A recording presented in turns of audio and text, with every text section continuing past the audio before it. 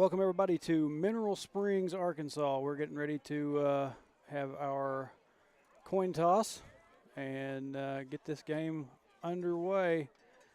And it looks like your team captains are going to be Jackson Taylor, P.J. Henderson, and Brent Casto. Field tonight for our toss. For Hector, we've got number 2, P.J. Henderson. Number 8, Jackson Taylor. Number 30, Brent Casto. We've already had a few press box announcer mess-ups.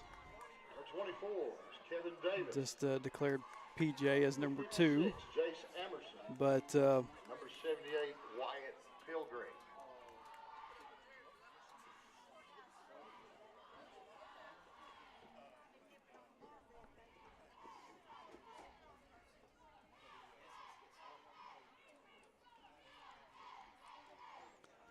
looks like Mineral has won the toss and will receive the ball to start the game. Hector will start out on defense. So we will get a chance to see what kind of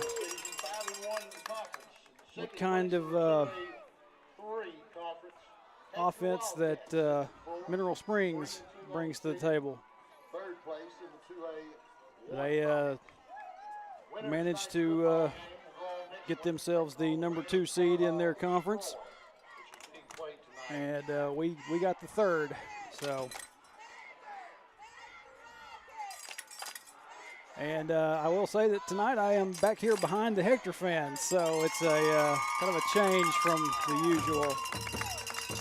Here come the Wildcats.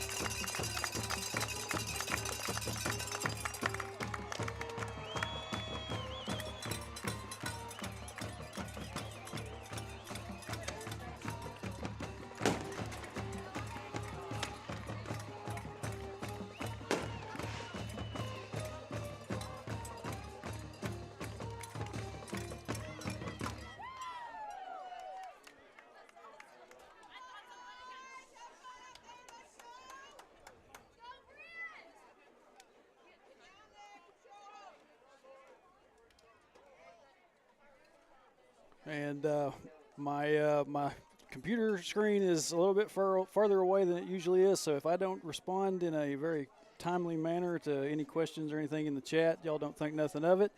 I probably just haven't even seen it yet. So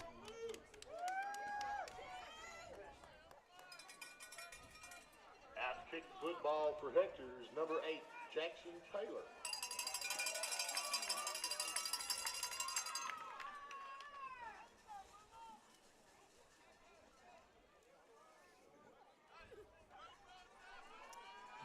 why I'm showing 2 on the scoreboard already, I have no idea.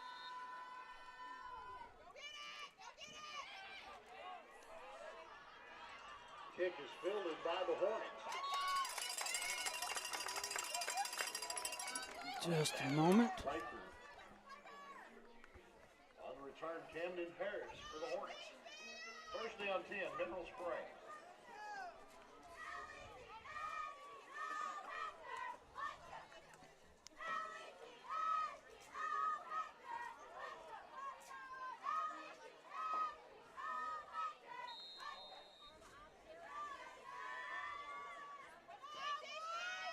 All right, I think I'm good to go. If this camera does not try to go blurry on me. Football handed off. Number 9, Vaughn rushing the ball for the Hornets. Now there is Vaughn. Touchdown, Wow. Hornets. And just like that, Hornets are already on the board with a touchdown. Out of bounds near the 1-yard line. Well, hold up a minute.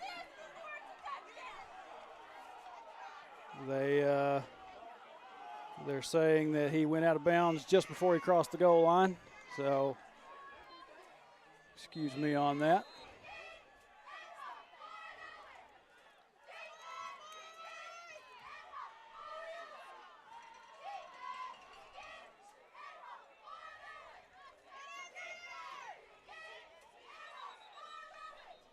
And looks like we have a pre-snap penalty.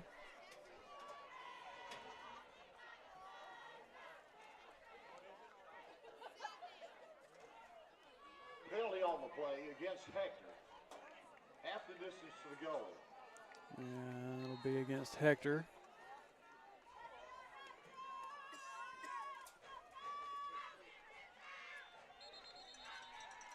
Touchdown, Mineral Springs. Number 9. And there will be the Mineral Springs touchdown. For the Hornets.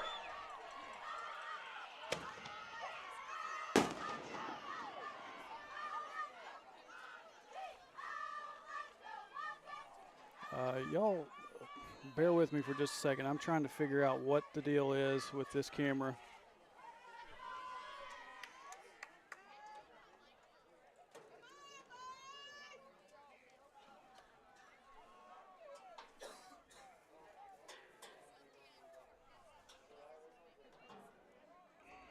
I'm not doing very well at it.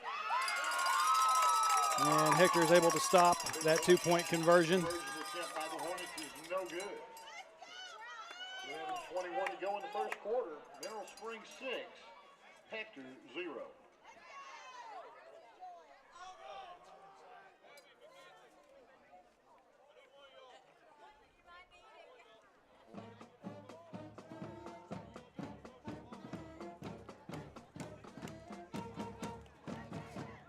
Well, there it goes. Shoot.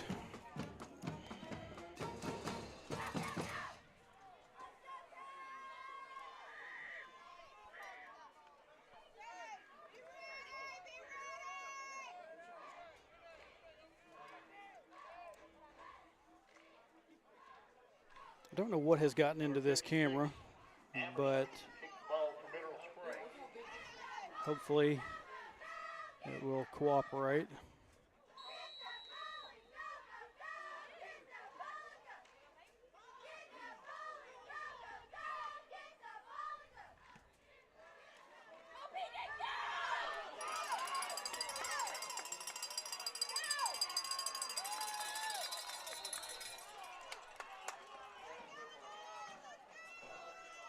P.J. Henderson will bring it up a few yards. Hector will start off on, looks to be about the 30, just a little bit, maybe past the 31.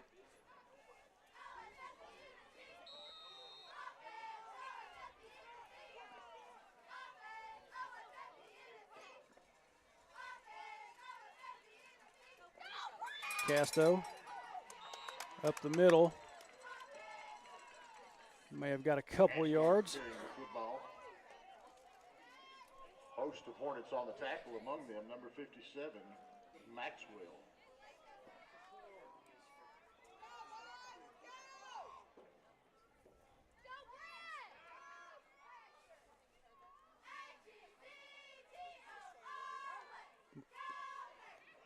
Quick pass out to P.J. Henderson. Pass is complete. Number 3, Henderson with the reception. Third down 5. Bring up a 3rd down and 5 for the Wildcats.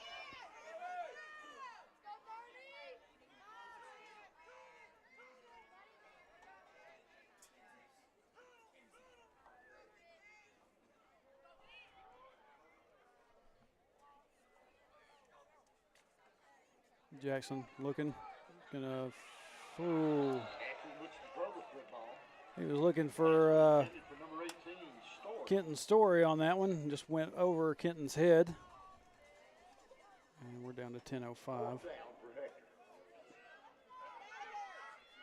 That will bring up a 4th down for the Wildcats.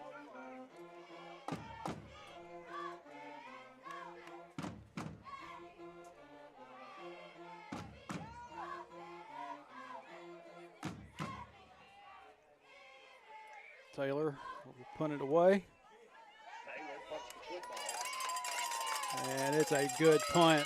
Comes down about the 15-yard line, about the 14.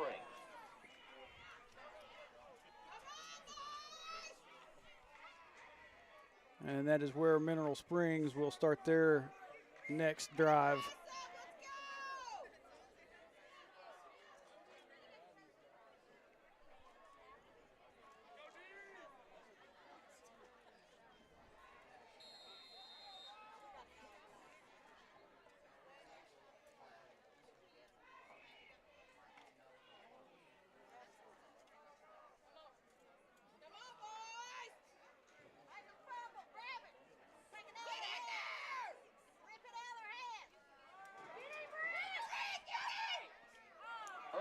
Pass will fall incomplete. Pass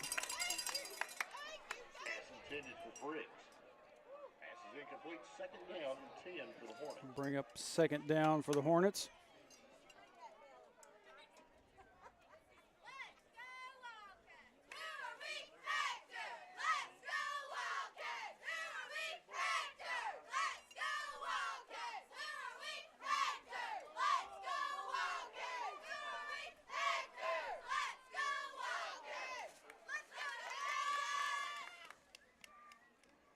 Handoff.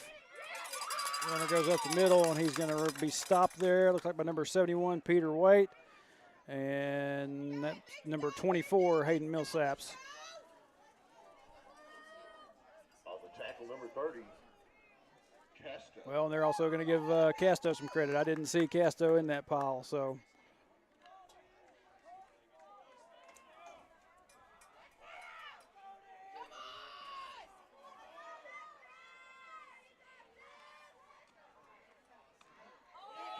Runner tries, oh, he bounces off, and he's heading downfield. P.J. Henderson's the only man there beside him, and P.J. got to him.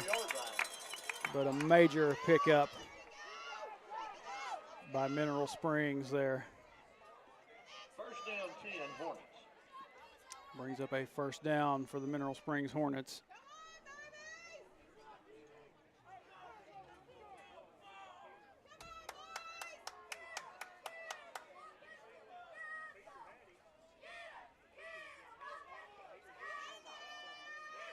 Mineral Springs comes into this one 9-1 and 8-1 in their conference, I believe. The only loss, like I said, was to Murfreesboro. That was last week. Quarterback looking around. And we got tripped up there. Looked like Casto. And they finally able to get him down, and he'll pick up about 3. I think that's what they said.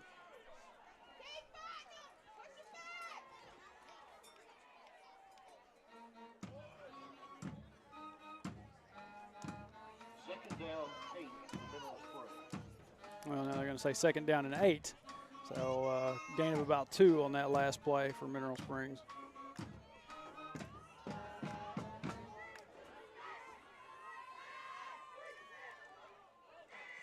Pitch off. Thomas carries the ball for the Hornets.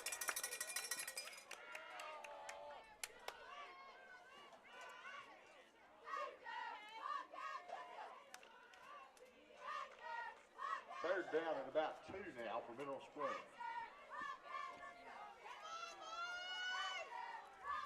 So he picked up about 7, I think, on that. So it'll be third down and 2.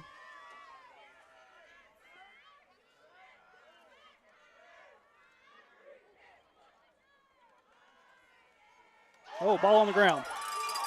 And recovered by the Wildcats.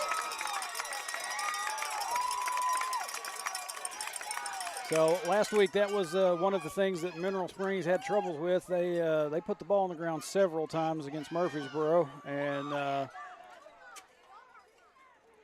everybody was talking about the turnover bug last week, and maybe that'll be something that'll play to our advantage this week here in this game. But Hector's just got to get the offense rolling.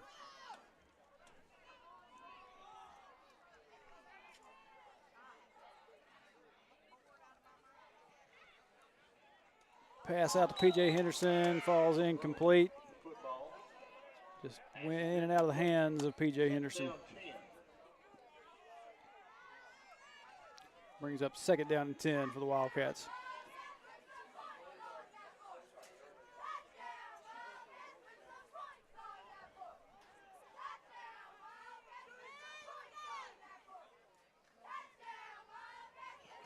Jackson tries to get a pass over the middle. Looked like it was heading for Lane Newport, but just didn't make it.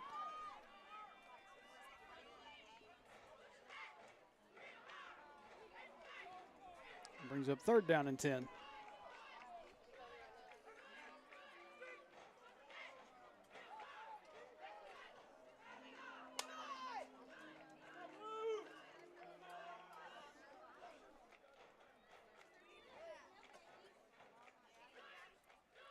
Taylor looks to throw it.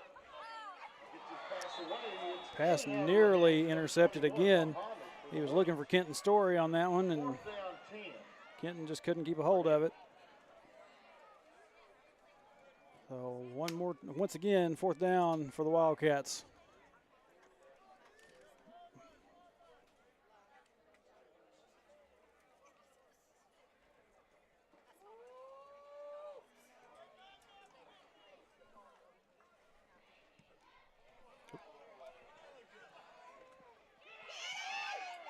Muhammad fields the punt near the 30-yard line.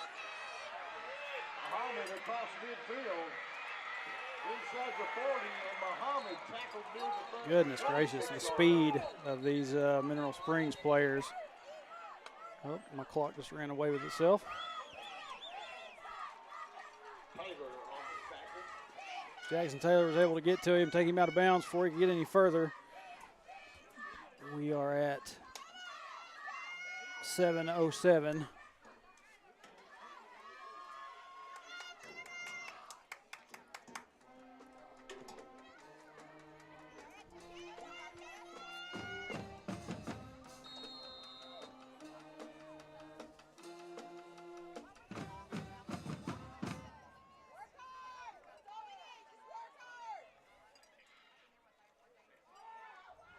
Irwin pitches the ball to Thomas.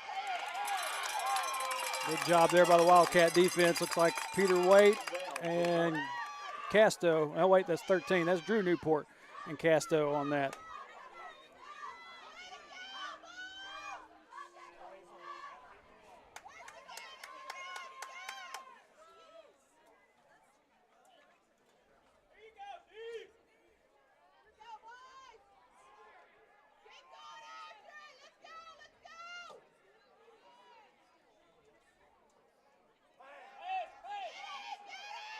Hornets look to throw it. Thomas, the receiver. Thomas down near the 15-yard line.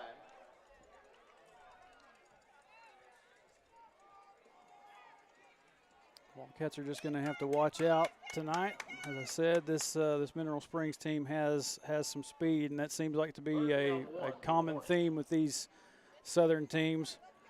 We've seen it before when we used to play like the Junction Cities, the Risings, you know, all them. We've seen speed before, so.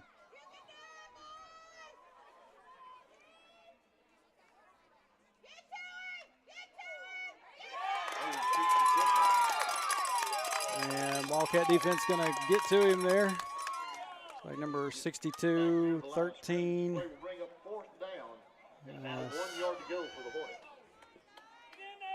62, that's Jaden Hyman. And 13, Drew Newport again.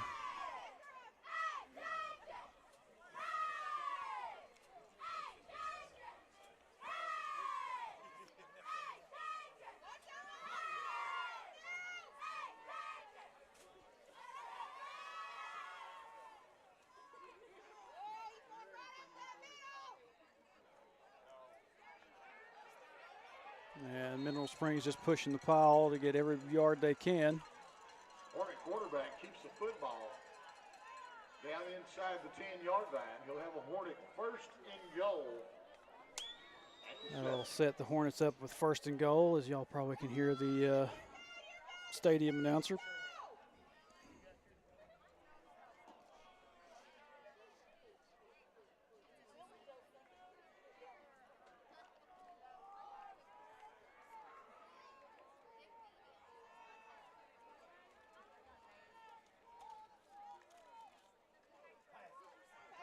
Quarterback looking around. Newport was right there kind of on him. Irwin throws the ball complete to Thomas. Pass was complete. Thomas to the 6-yard line. 2nd down and Receiver goal made it for to the the 6-yard line and pick up about 4.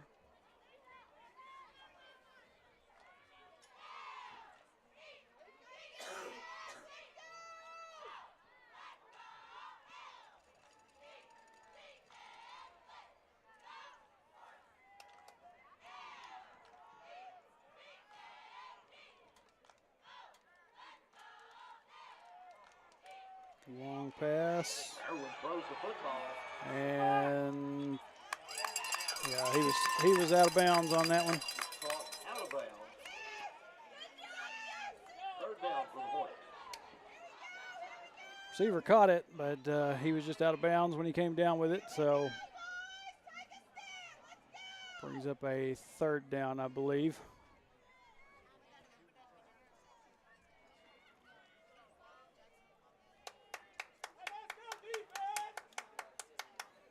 I thought that this would be a good spot to do this from, but maybe I may have been wrong. It may have been better for me to have been on top of the press box so I could see a little bit better.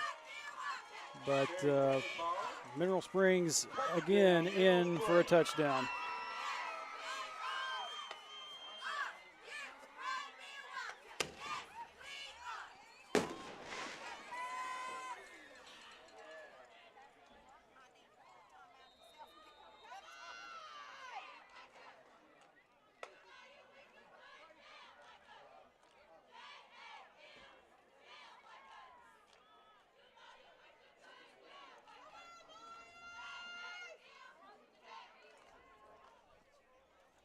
And it looks like Mineral Springs is going to line up and try to go for two here.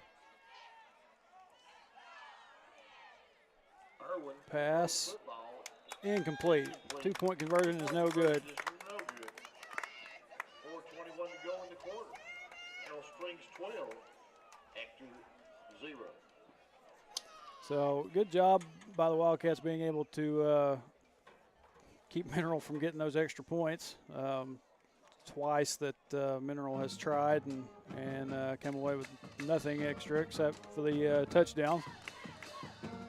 But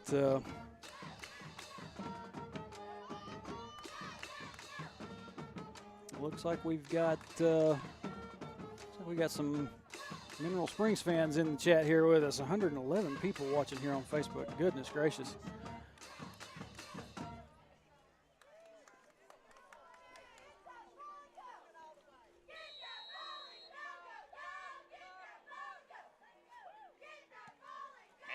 Kicking the football for Mineral Springs. P.J. Henderson trying to find some room to work. We got a flag down. P.J. still on his feet and moving. And he's going to finally be brought down, but we'll have to see what the flag is about. First down 10 for the Hector Wildcat. Well, I could have sworn I saw a flag. Apparently there was none.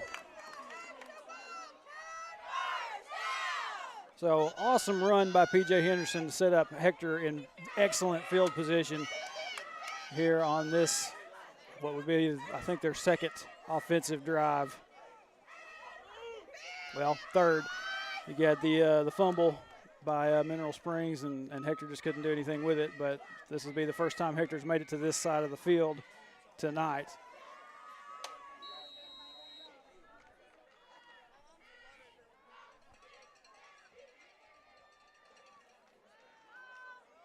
Taylor looking to the sideline. Handoff goes to Brent Casto. Casto going to be met there by a couple of Hornets. They'll pick up about 6 on that run. Bring up second down and 4 for the Wildcats.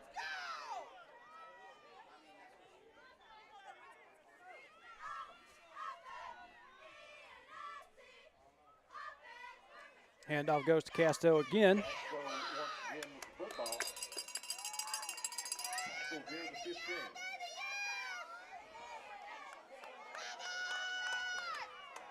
Third down at about a yard now. And say he picked up enough to get him about a third down and 1.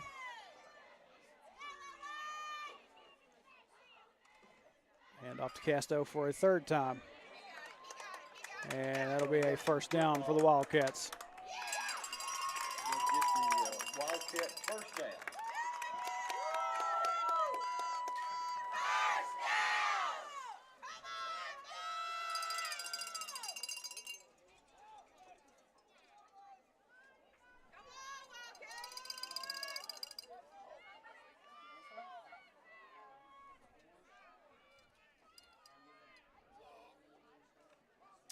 Taylor. Taylor looks to throw the football. Pass.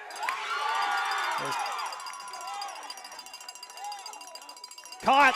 Touchdown, Wildcats.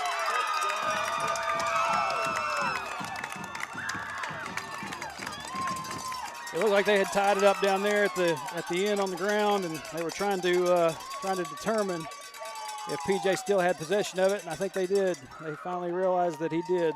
So Wildcats on the board.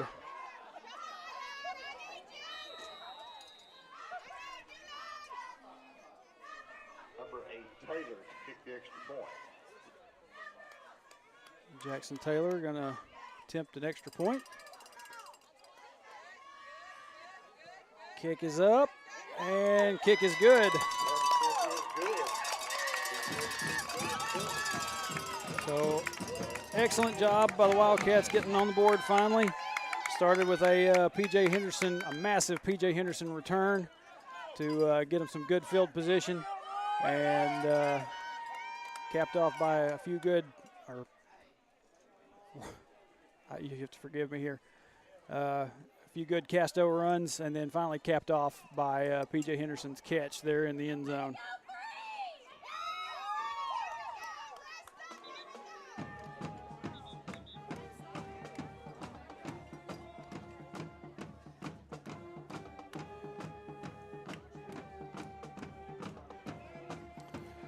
Yeah, as Brenda Hadley says, took long enough to call that one. Well, they had to determine if PJ still actually kind of had possession on it, and I guess they said that he did have enough. So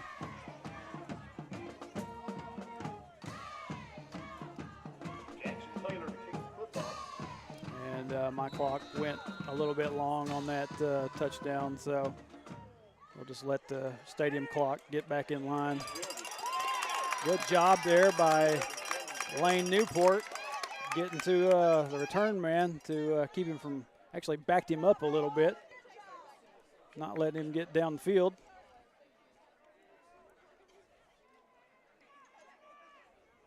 Said everything that the Cats can do, they're going to have to do well. They're going to have to play extremely well. I could have sworn that there was a penalty down there on the field during that return, but I don't know what I saw fly out. Apparently it was not a penalty. So the Hornets will take over now.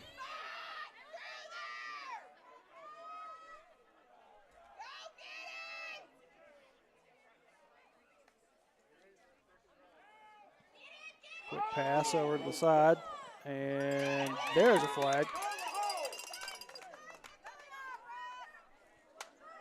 Either that or the referee is just throwing that. Okay, yeah, there was. The holding against the Hornets.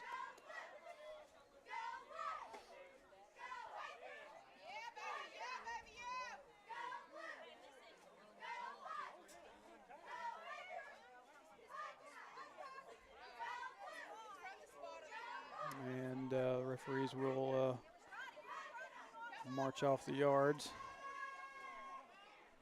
After the penalty, first down and about 14 now for the Hornets. So first down and 15. Irwin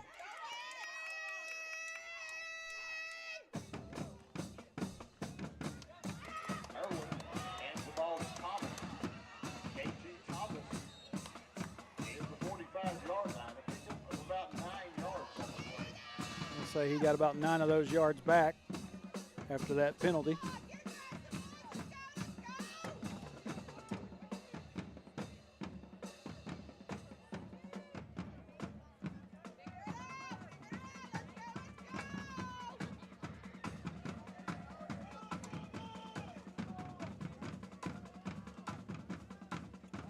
Low snap.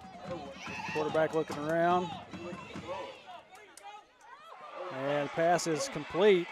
Brooks with the football inside the 40, down near the 38-yard line.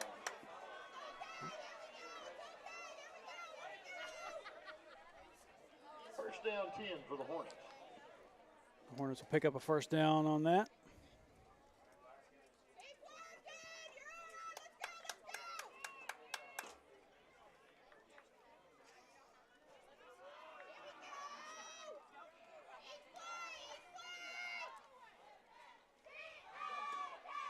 Quarterback looking. He's going to fire. Throw the football. And it is caught Number 12, for another Hornet touchdown. touchdown, Mineral Springs.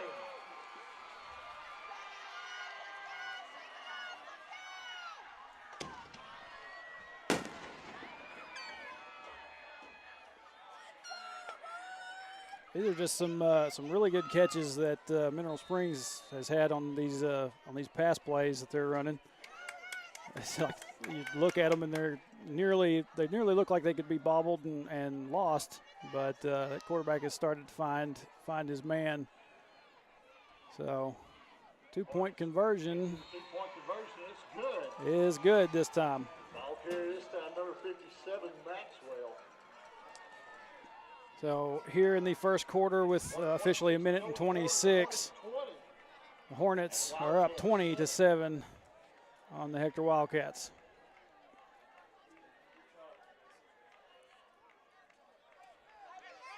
Like I talked about earlier, that's that speed, and that's something that we've known we were going to have to deal with. But Keith Melton says that running back is quick and stout. Yeah, and they have some pretty good receivers. Like I said, they've missed a few passes, but the quarterback has started to find his mark pretty well. So he's gonna have to find a way to defend against it. Low kick, and we got a scramble for it down here. And they're going to say Hector did recover. First down 10 for the Wildcats. So first down and 10.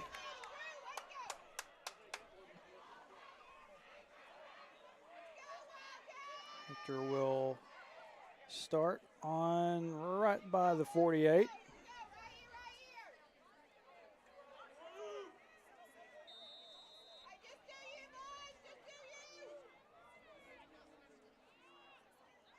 And Mineral Springs jumps.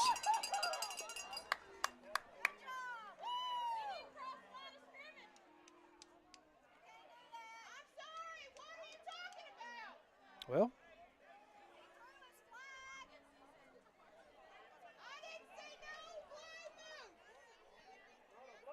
we got the referees conferring over there. It looked like they got Mineral Springs to jump off sides, but I don't know what else they are. Oh my Lord! They're going to call a false start. Penalty being assessed against the Wildcats. A 5-yard penalty. Well, First down, Wildcats will back up 5 after that false start.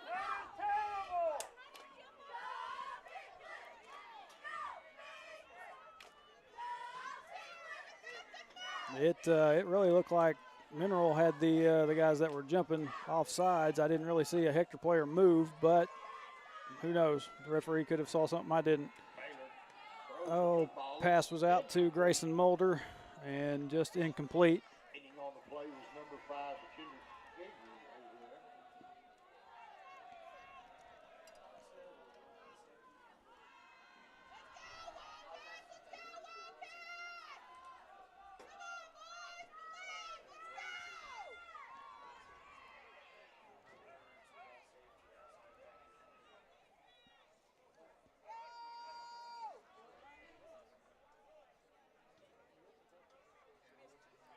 Taylor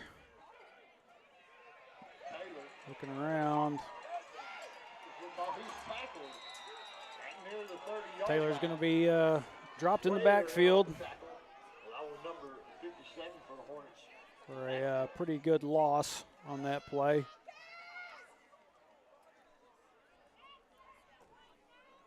We are under a minute here in the first quarter.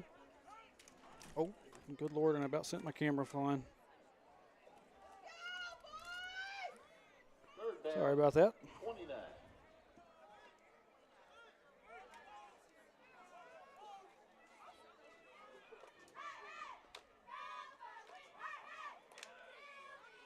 Taylor, quick pass over to the side. Up to Grayson Mulder. Not going to get a whole lot on that play. Mulder with the reception. He's tackled by number 21, KJ Muhammad. Fourth down for the Hector Hector Wildcat.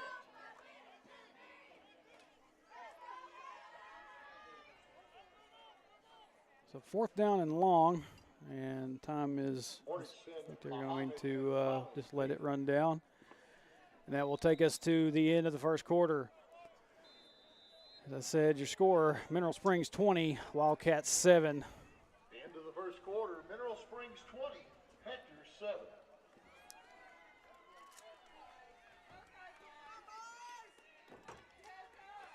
Kayla Darter says there's one thing Hector has that no other school has, a Heather. That's right. I was telling her at the beginning before we got started that I have seen videos from the Hootens archive, and just about every single one of them that you see, Heather is there.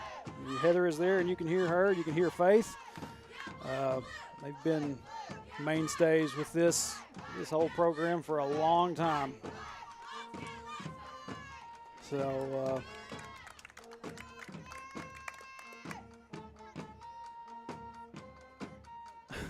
John Freeman says we sure are bad-mouthing the refs loud enough.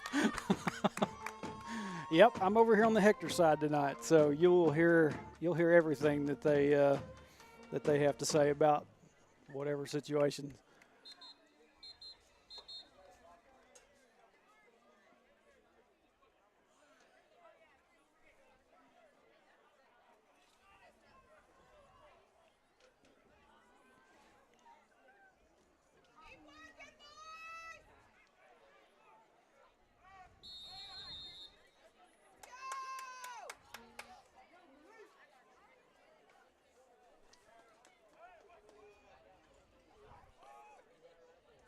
So Jackson Taylor will line up to punt this one away. Taylor gets his punt away. Officials will spot the ball at the Hornet 45-yard line. First down 10, Mineral Springs. And they'll say that the Hornets will start on the 45-yard line.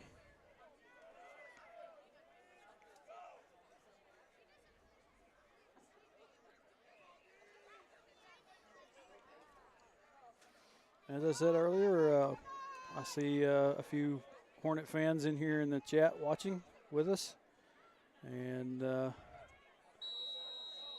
glad that we can bring this game to y'all just like we can the Wildcat fans. And y'all just have to forgive me if I'm not the best announcer in the world.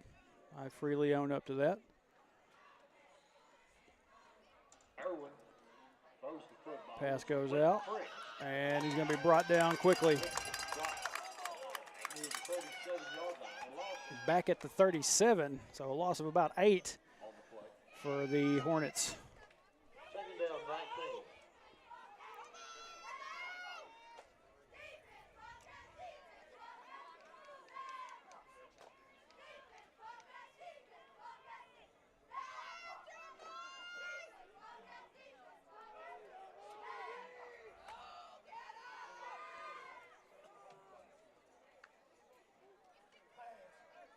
Quarterback looking to pass, and it's just going to go in and out of the hands, incomplete.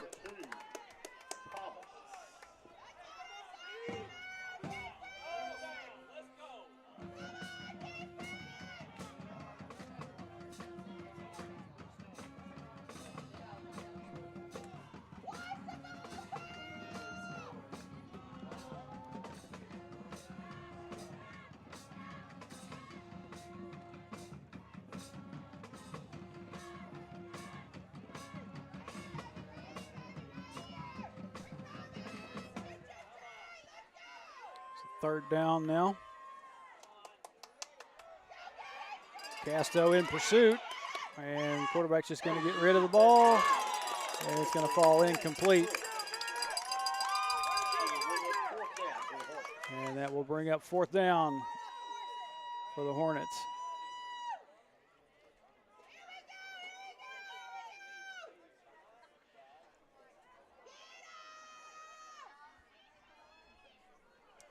.11:03 on the clock officially, and like I said, for those of you who are joining us from Mineral Springs or other places, my clock system, I've talked about it for to the Hector fans. It's not the most perfect system in the world, but it does give you a little bit of a glimpse of actual what time we're dealing with. Emerson gets his Punter is able to get his punt away. They take a Hornet roll down at the 24-yard line where Hector Nearly got caught there by Hector. Just kind of got snap, kind of got a little bit bobbled. But good defensive stand by Hector to force that punt and get the ball back. We'll see if they can find a way to get some more points on the board here in this second quarter.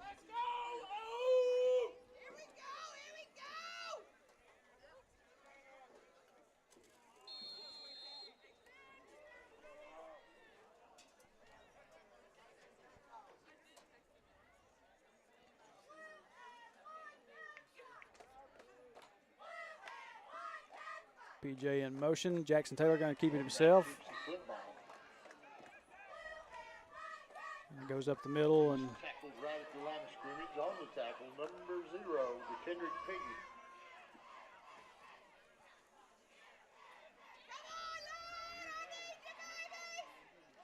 might have got a yard, if anything.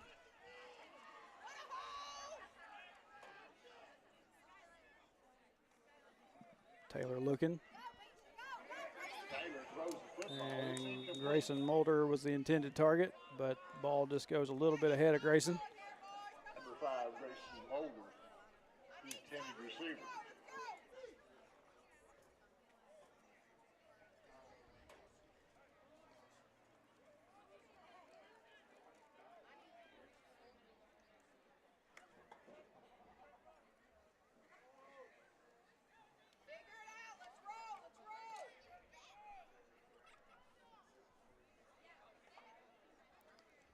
Taylor going to try to fire down the field again. And pass is intercepted.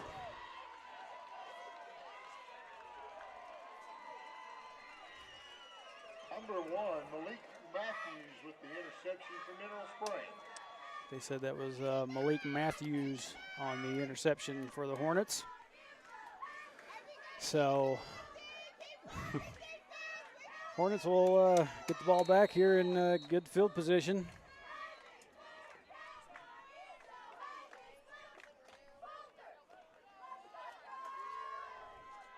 With 10-12 remaining here in the second. And nearly got to him there, but he's bounced out to the side, and they're finally going to bring him out of bounds. Down to the 41-yard line. A pick up of 5 yards. Second down, So he picked up 5 on that play. Bring up a second down and 5.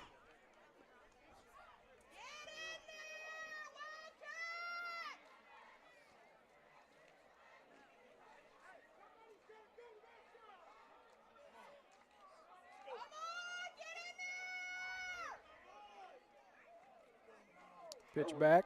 Pitches the ball to Thomas. Thomas. Finger out of bounds. Thomas will take it out of bounds. 1-yard line. First down 10 for Mineral Spring. Bring up a first down for the Hornets.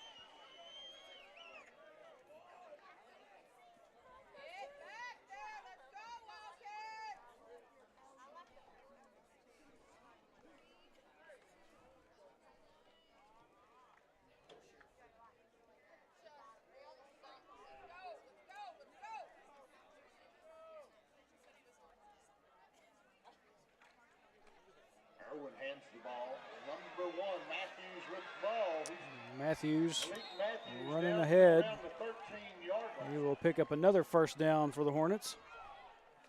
First and goal, or first down and 10 for the Hornets.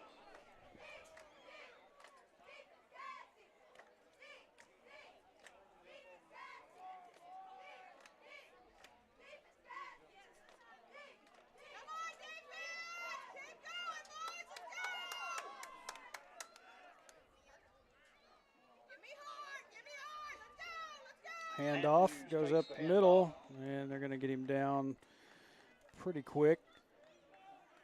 Pick up of a few there. 7-yard line, second down, and about 5 now. About picked up about 5. I was sitting there looking at the sticks. He got about 5 on that.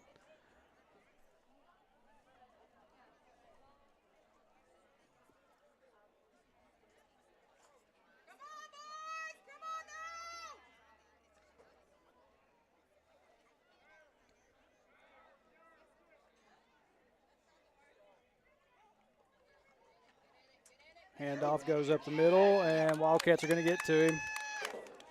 Like number 6, Hunter Burns, number 22,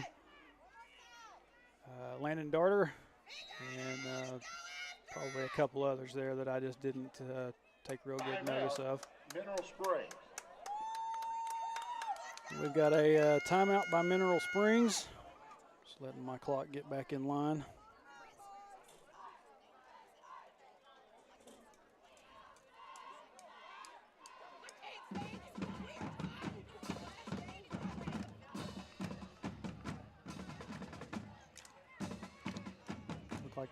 Looked like there might have been an ambulance that just went through. I don't know what that was all about. It had its lights going, but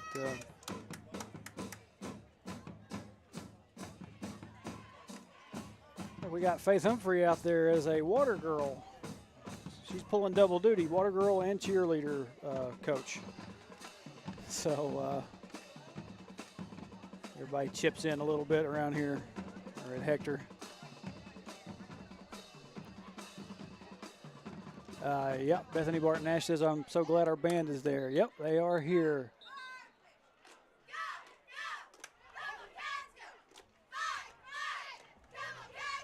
And it looks like Mineral Springs is coming back from that timeout. So.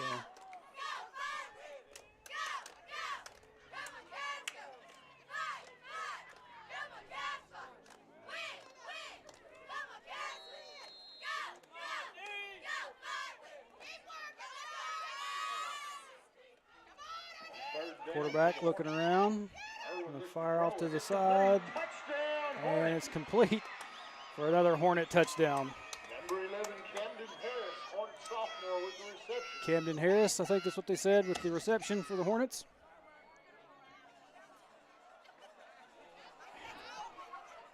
Clock. I forget to hit the button sometimes. 7:55 officially, so pay the clock no mind.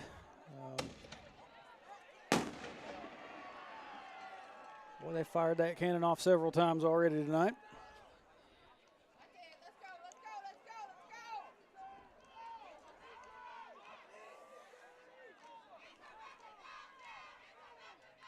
Mineral going for 2. Quarterback just going to run it in himself. 2-point conversion is good. 7:55 to go in the second quarter. The Mineral Springs Hornets 28, Hector Wildcat 7. So as I said, 7:55 left, and Mineral Springs up 28-7 here on the Hector Wildcats. We knew coming into this that it was going to be an uphill battle, and we've talked about, heard me talk about before, the Wildcat fans anyway. Every time playoff season hits, we get to make a road trip 3 hours somewhere, either out east or down south. So something that we're pretty used to at this point.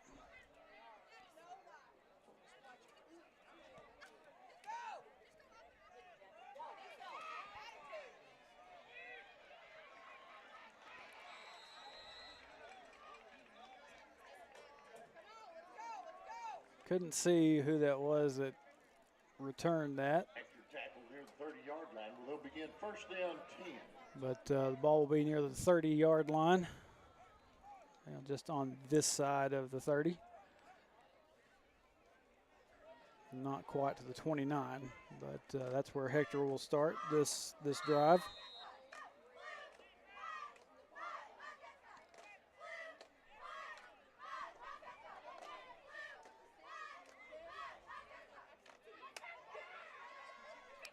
$7:49. Once it gets down to 7:41, I will kick mine back in to running. Casto up the middle. Takes the football. Pick up of about 4 yards. They picked up about 4 on that play. So second down and 6. Got P.J. Henderson out here to the side. Casto going to take it again. Casto rushing the football. He might have got another yard or 2 out of that.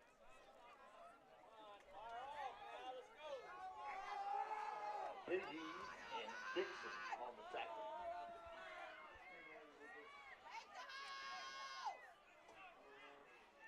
tackle. Kayla Darter asked, "Where's Drake?" Drake took a new job, and he's not been able to be here with us. P.J. Henderson with a pass completion, picking up the first down for the Wildcats. Henderson receiver. First down for Hector.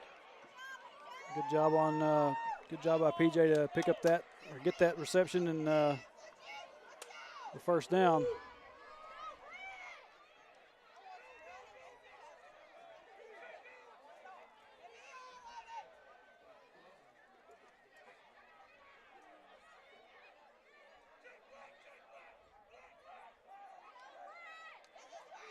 Springs adjusting on the line there. Like that was supposed to have been a handoff to Casto, but Taylor just had to keep it himself, and he's going to get swamped back here. So maybe a little bit of miscommunication by the Wildcats.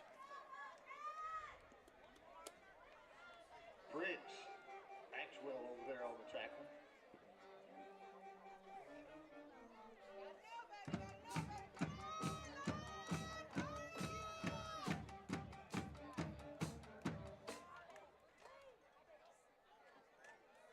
Taylor Looking around, going to throw it. And it is caught by P.J. Henderson again. And they're tied up down there. And it will be a Wildcat first down. Mineral Springs holding on there, trying to force balls out after these completions.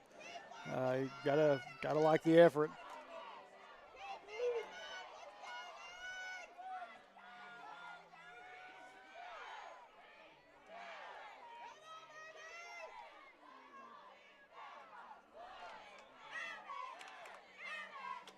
Henderson in motion. Casto going to take it up the middle.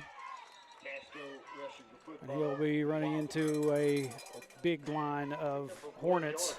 And they're going to say he picked up maybe a yard on that.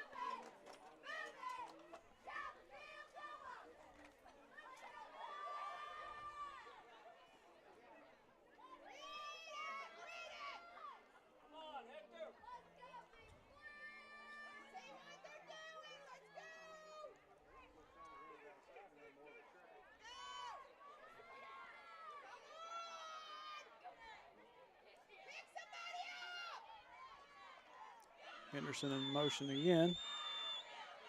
Taylor keep it himself and tuck it and run. Taylor still up on his feet, and he's going to be brought down near the goal line.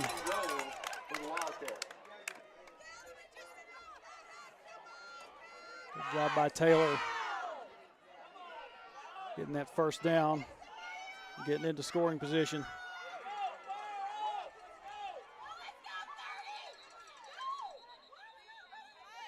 And looks like we've got a timeout by Mineral Springs.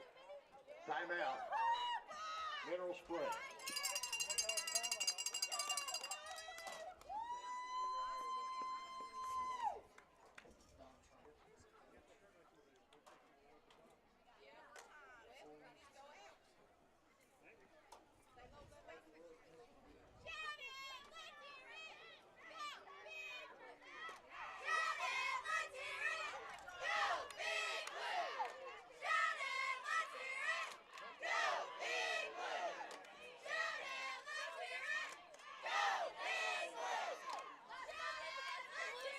A chance to see the cheerleaders while we're here on this timeout.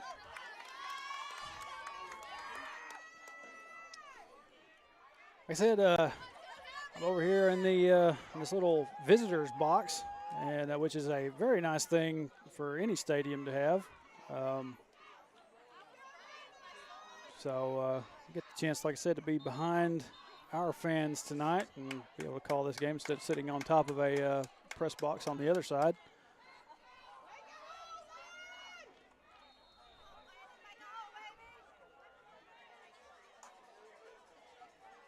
First and goal for Hector. First and goal.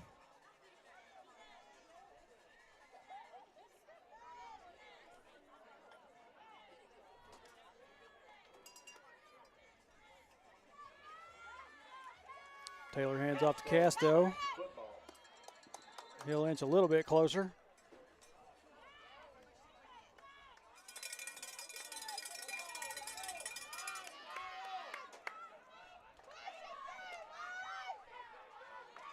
Really like to see Hector be able to get on the board and cut this lead in half for Mineral Springs. Casto up the middle, and he's in. Touchdown, Wildcats.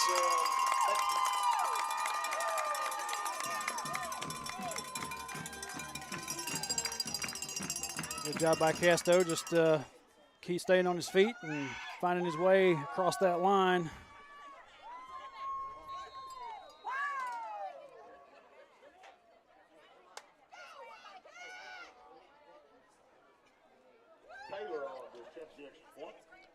Jackson Taylor will line up to kick. Kick is up, and kick is good. Wildcats cut the lead in half. 28-14, Mineral Springs leads with 3:41 left here in the first half.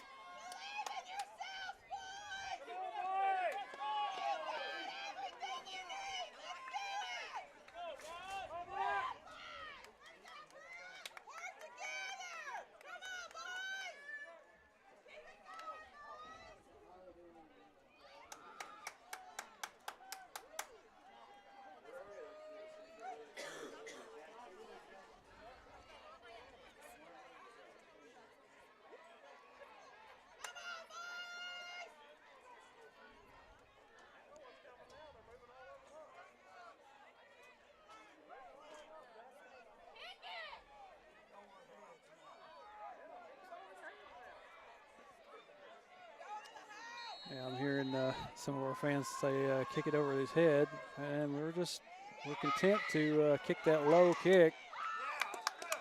But that means you can get to your guy quickly and get them down before they head off downfield on you. So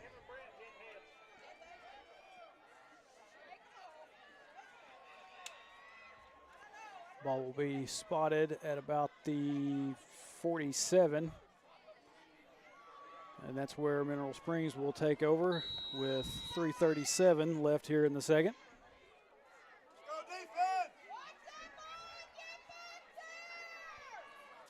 Wildcats need to find a way to get a good stop here, even if they don't get down the field for another score, because they will get the ball after halftime. Low snap, ball is out. And able to get him down for a big loss on that play. Like Drew Newport, able to get to him. Loss of about 14 yards on the play. Timeout, Mineral Springs.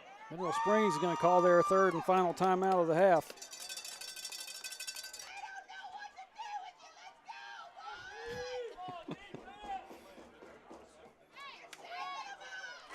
So that was just kind of a low snap, and quarterback was able to pick it up, and when he tossed it backwards, runner was not ready for it, and it just kind of flew out behind. Mineral Springs was able to get back on it, but good job by Wildcat defense.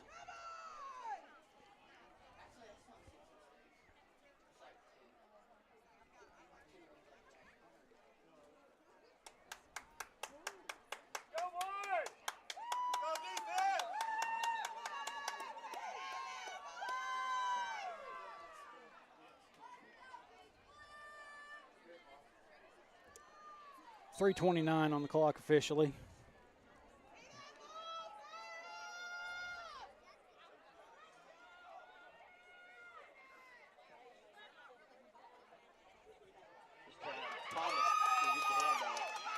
Runner will run into several Wildcats, like Lane Newport, Kenton Story, 55 Cole Huffman, and probably some others that I just did not see.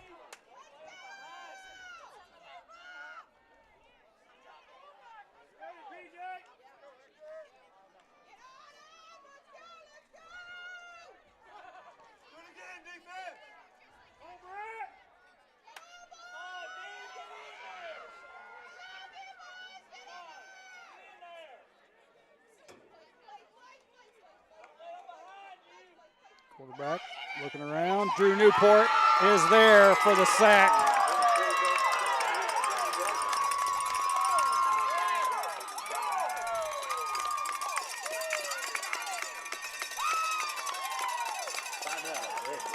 Excellent work by Drew Newport, getting to his man. And we got a timeout by Hector.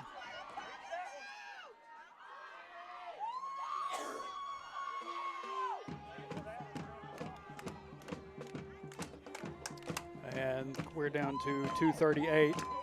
That's why I was adjusting my clock.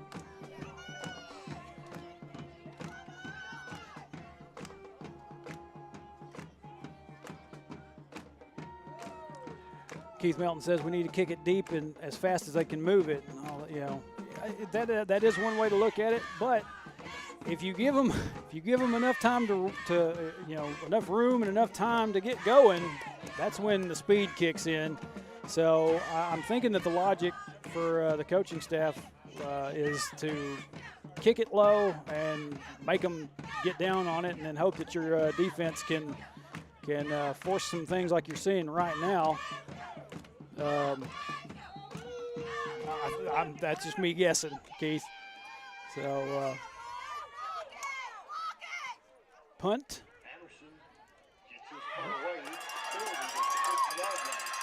Fielded at the 50 by P.J. Henderson, who's got a pretty good return on that. Sorry that I was up in the lights a little bit longer than I meant to be.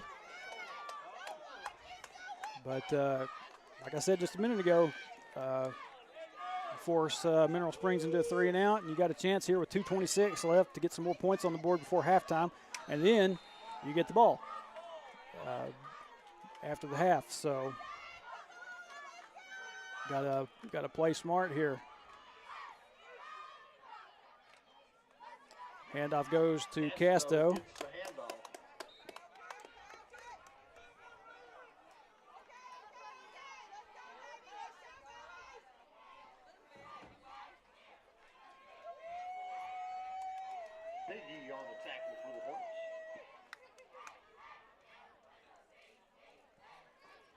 Looks like he might have picked up a couple on that. Second down and 8.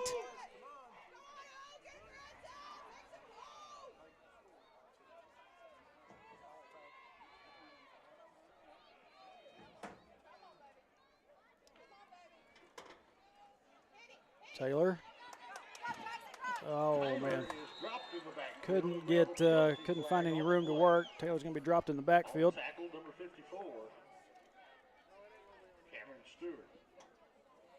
Or well, doesn't look like much of a loss. Actually, yeah, they're finally going to move back now. So he might have lost 1 or 2 on that.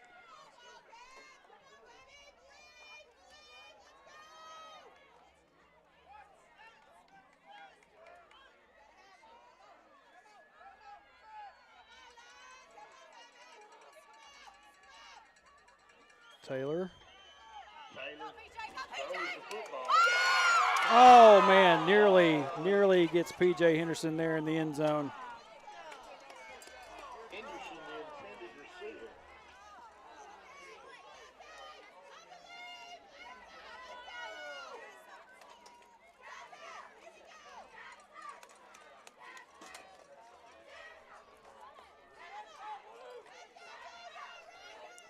So it brings up 4th down, and 4th down and long for the Wildcats.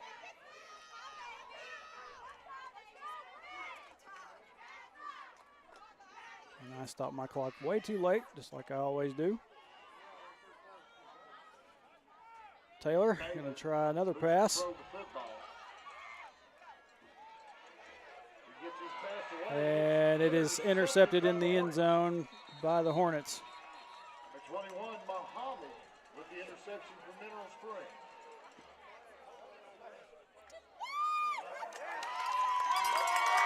And we got a flag down.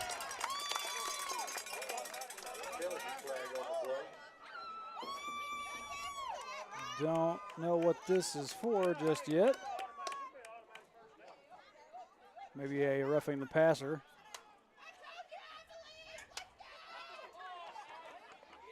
So, yeah, that would be a big penalty there. We'll give the Wildcats a new set of new set of downs to work with. Penalty against the Hornets. Officials spot the ball down to the 14-yard line. First and 10 for the Wildcats.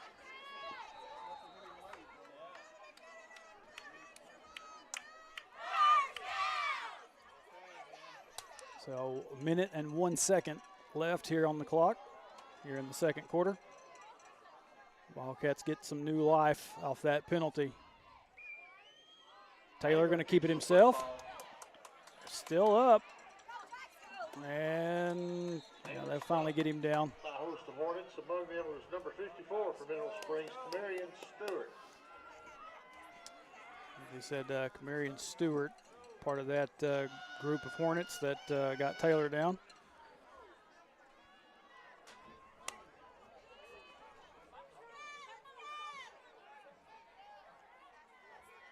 I think what I thought I saw earlier is that was maybe a flag is this Mineral Springs player's yellow gloves. Taylor flushed out. He's going to be sacked in the backfield. A.T. Thomas, number 2, Hornets senior on the tackle. And I believe, Timeout. yep, Hector is going to call a timeout.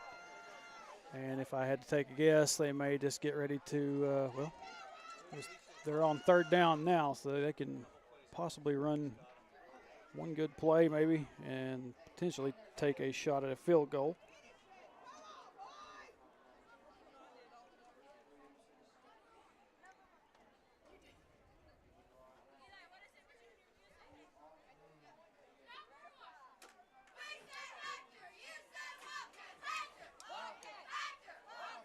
John Freeman says is Drew Chad Newport's boy. No, that is Michael's. He is Michael's son. Drew and Lane both belong to Michael. Chad does have kids, though. So you're not too far off there, John.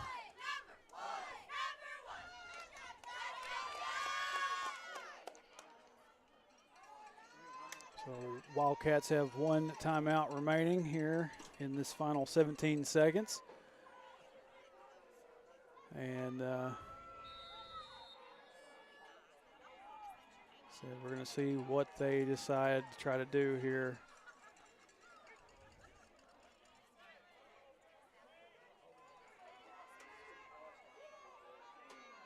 Casto going to move out.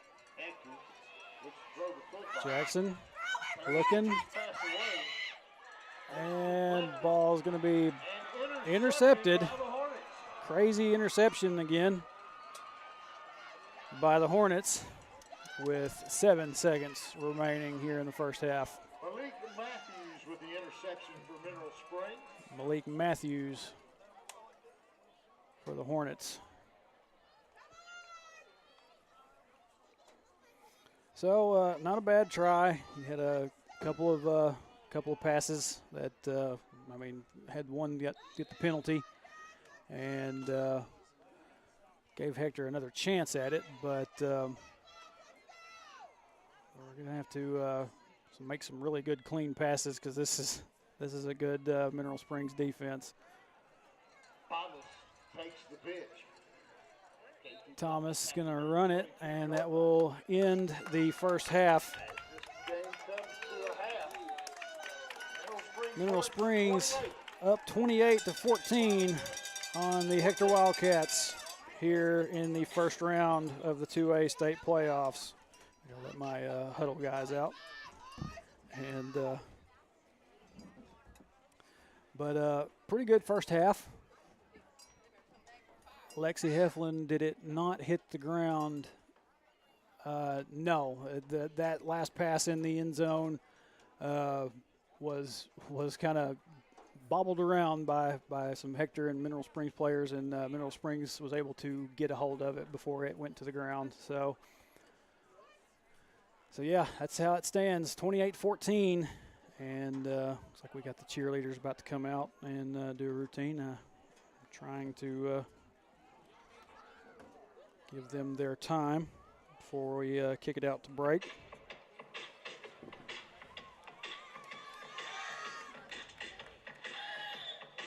And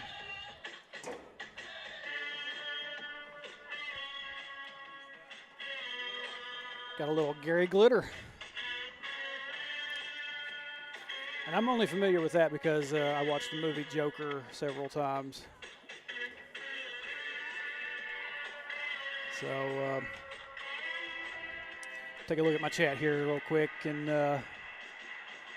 how tall are their receivers? They're pretty tall. This is a very tall and athletic Mineral Springs team, Keith. When you get into playoff situations, you know that you're going to have to play your best. And yeah, this is the time to do it. And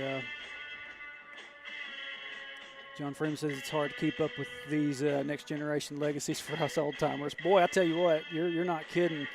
I frequently find myself, seeing kids that belong to kids that I went to school with, and you think you don't feel old,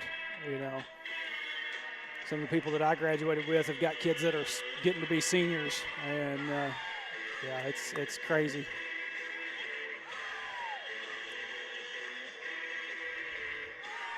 But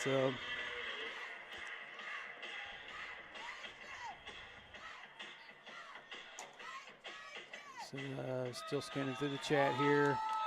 Like I said, I'm glad to see we got some Mineral Springs fans in here. We all are more than welcome to be on here with us. But looks like the cheerleaders are done with their routine.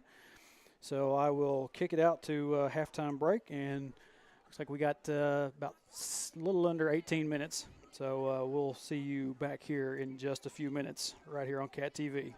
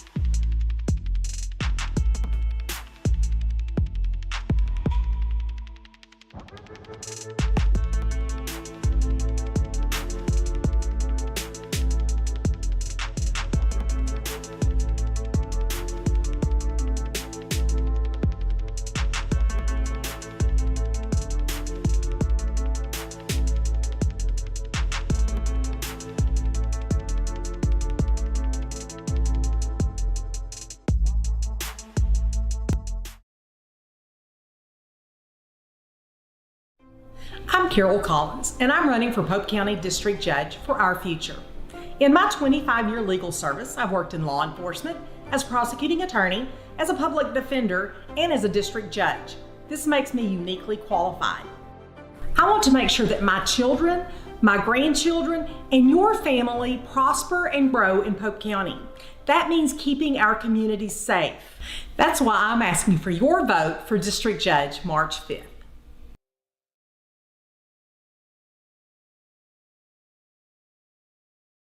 Safeguarding your building from the elements starts at the top. Use the company that's worked hard to earn the reputation as a top commercial roofing company in the area, Miller Roofing. Miller Roofing Company is local, family-owned, and their full-service team has been in business for over 30 years. Extensive experience working hand-in-hand with product manufacturers for new roofs, coatings, repairs, and re-roofs on many different types of commercial properties. We also know the importance of getting construction finished quickly. Contact us for a free consultation on your roof today.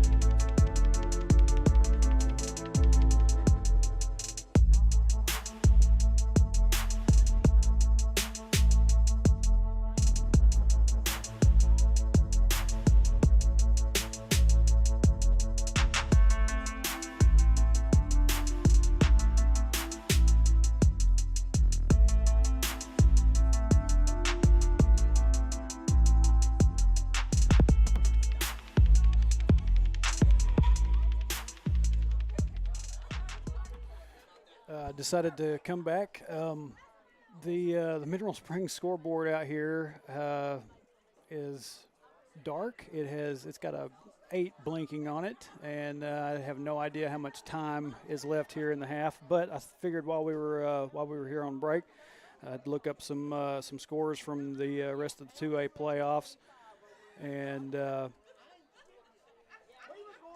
we got our bracket here.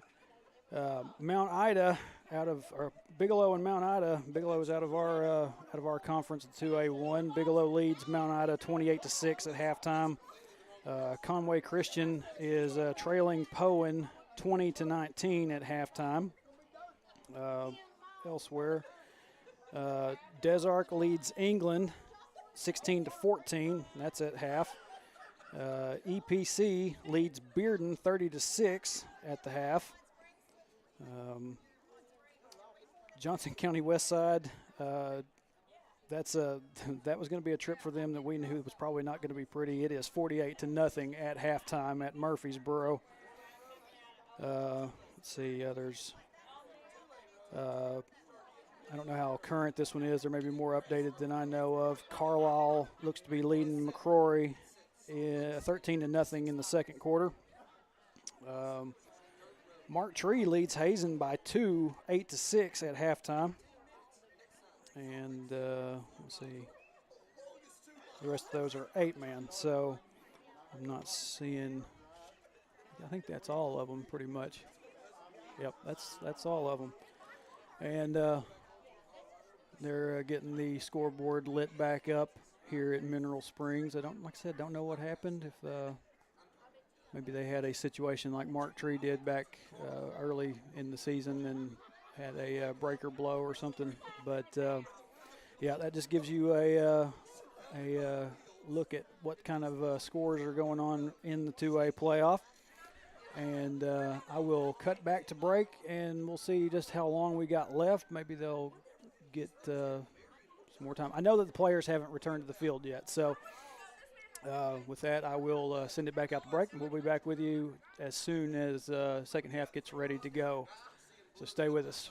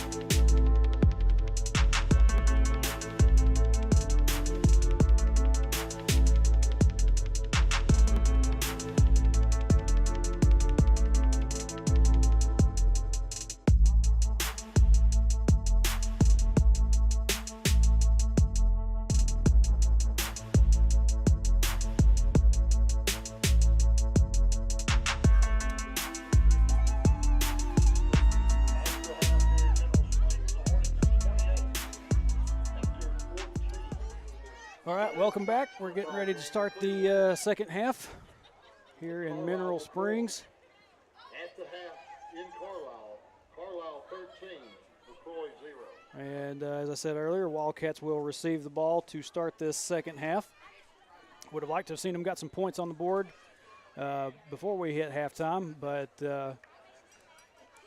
Mineral Springs able to come up with an interception there in the end zone, and was able to just run the clock out for the remainder of the second half. I just now got to looking at my YouTube chat. Ray Finkel of the ARD Sports Network. Oh, glad to see everybody's in here, and lots of people saying thanks for the live. Hey, I appreciate y'all being in here. Everybody, like I said, everybody's welcome. Everybody just keep it clean. That's all we ever ask for out of anybody that jumps in with the stream. And looks like everything's going pretty well. Everybody's being pretty friendly. So yeah, got a little bit of work to do. Wildcats need to put together some good drives and get some good stops on defense, and maybe be able to claw back into this one a little bit. But Mineral Springs is a good team. Like I said, you go into playoff time, you know that you're going to be looking down the barrel of another good team on the other end of the field from you. So you're just going to have to play your best game that you can.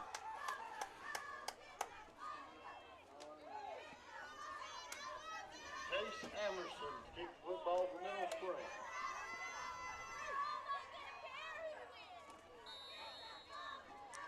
And here we go. Low kick. It's going to be fielded there by 56. I believe that's Wyatt Pruitt. Nope, that's Charlie Albee. I'm sorry, Charlie. First down 10. Hector. 56, Charlie Albee. Like I said, I have my roster up here, but it's covered up by a Mineral Springs roster, so I have to go and take a look. So looks like the Wildcats will have the ball first down and 10 on about the 44.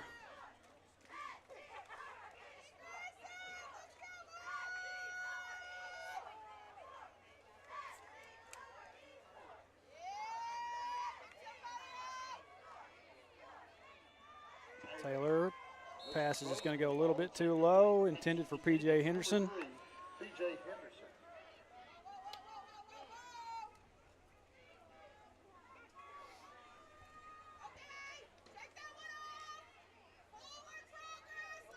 Kayla Daughter says 56, that's my Yankee. Yeah, like I said, Charlie Albee. I messed that up. I mess up frequently.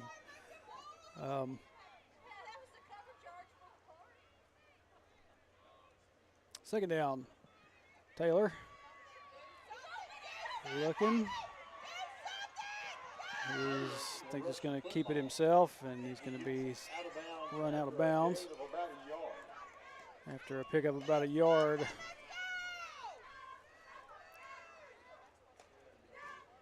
Third down and about 10 now.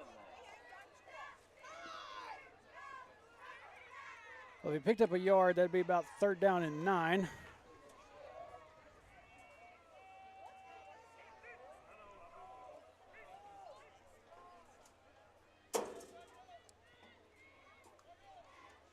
Casto in motion. Taylor's going to have to take off. Taylor gets his pass away. It's knocked away. Pass is no good. Play Knocked away there by number 2 from Mineral Springs, Trevion Thomas. Trevion Thomas. Deflecting the pass away for the Hornets. So fourth down now. And it looks like the Cats are set to just punt this one away. Hornets send Muhammad back to return the punt.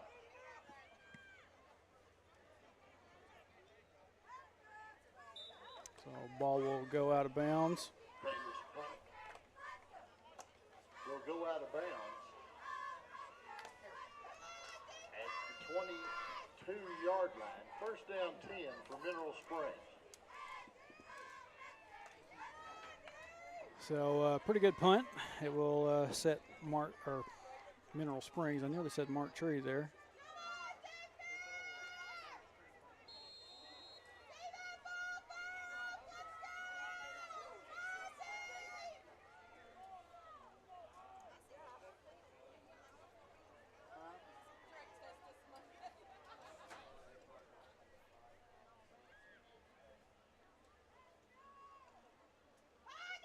Handoff. Goes up the middle and gets stopped there. Trying to look and see. Pick up a 1 yard. Number 6, Hunter Burns. And 55, Cole Huffman there on the stop. Those are the ones I see.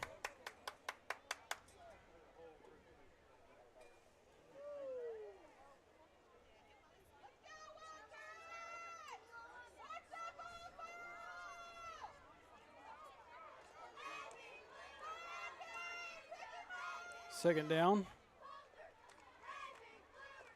Handoff goes up the middle. The ball to Thomas Out near the 29-yard line. picks up a few on that. Looking at about a third down and maybe 3 or 4.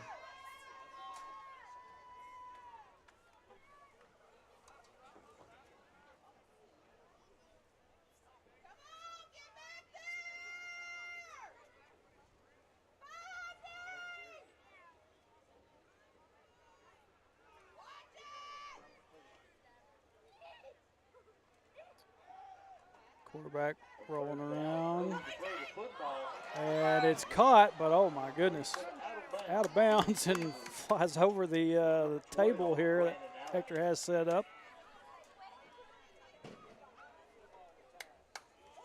Good effort there, trying to get to that one. Just goes right over that table. The Hector coaches have set up here on the sideline.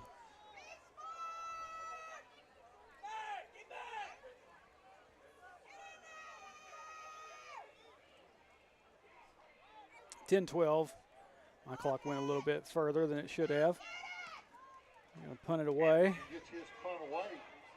PJ's back there deep, but he's just going to let it roll to a stop. Down about the 34-yard line. First down 10. Hector. So good effort. Good job there by Hector on that defensive stand to force Mineral Springs into a 3 and out and get the ball back. Let's see if the offense can get something going.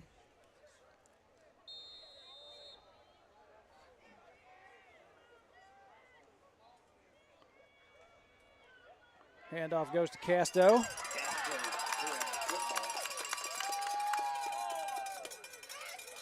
They'll get about looks like about 8 on that run. Second down and 2. Bring up a second down and 2.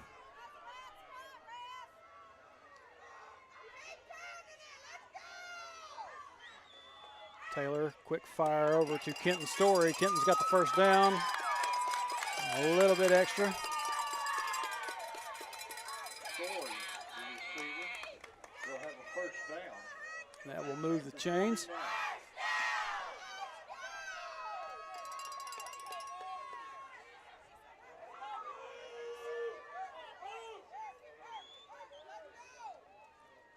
Handoff goes to Casto. Castro running the ball.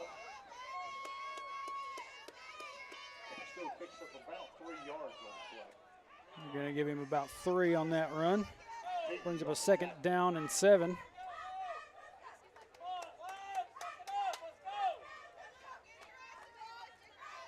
Got Grayson Mulder here on this near side. You got P.J. Henderson on the far side. And I don't know if Mineral kind of jumped there, but nothing called. Got back before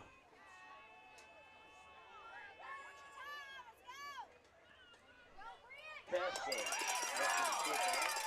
He's tackled by 6. First down 10 for Hector. Castell will pick up a first down on that run.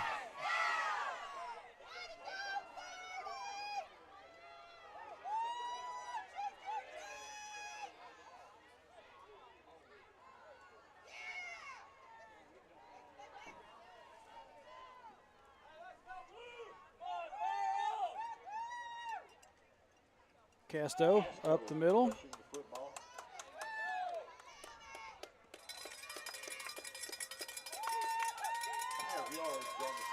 They're going to give him about 4 or 5 on that run. Brings up a second down and 5.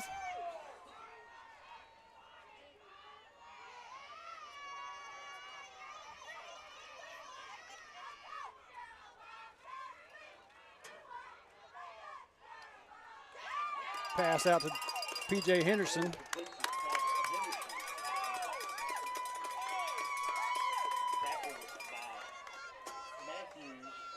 And they'll pick up another first down. Pretty good drive going right now for the Wildcats.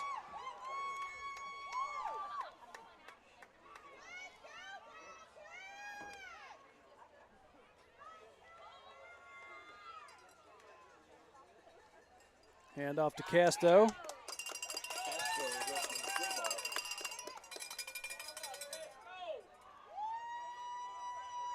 Three yards on the pickup. Second down 7. Going to give him 3 on that one. Brings up second down and 7.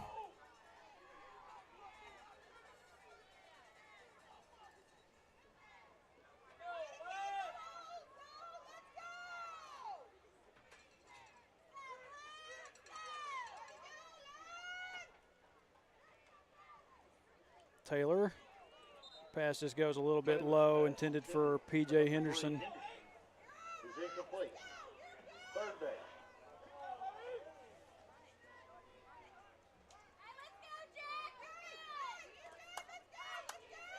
Brings up third down now for the Wildcats.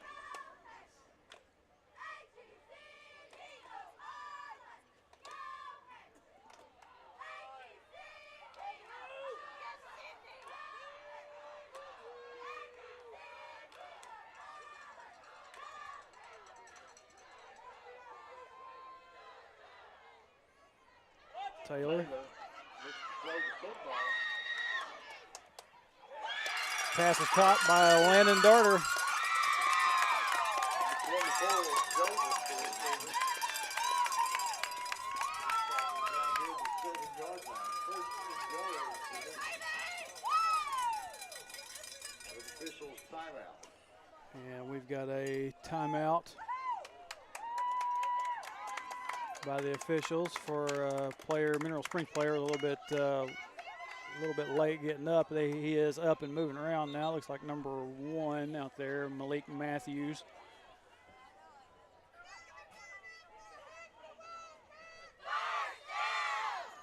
But that catch by Landon Darter will pick up a first down for the Wildcats.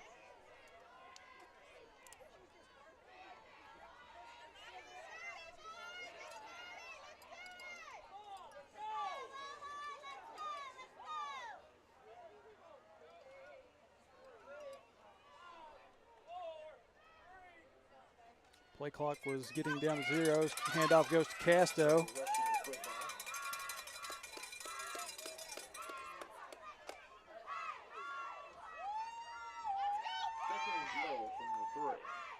Second and goal for the Wildcats. Kind of tough here to see.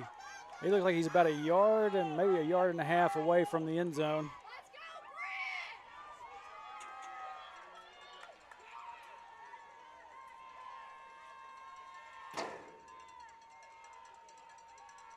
Henderson goes in motion, handoff to Casto, put the ball on the ground and recovered by the Hornets.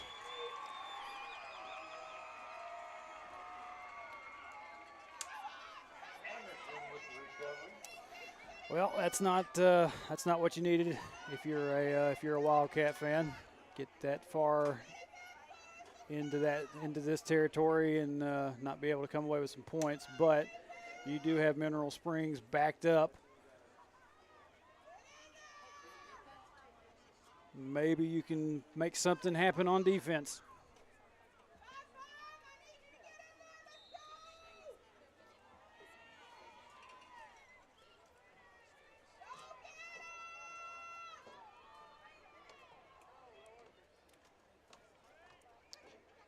Handoff. Goes up the middle. Thomas from Mineral Springs. Looks like a pickup about 3 or 4 for the Hornets. Brings up second down.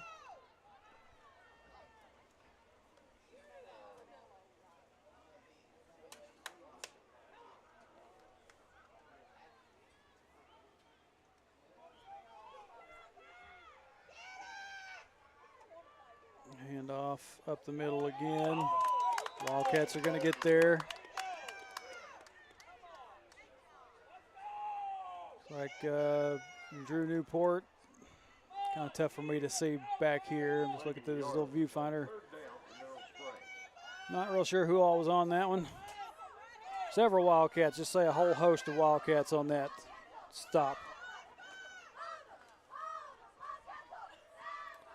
Brings up a third down for the Hornets.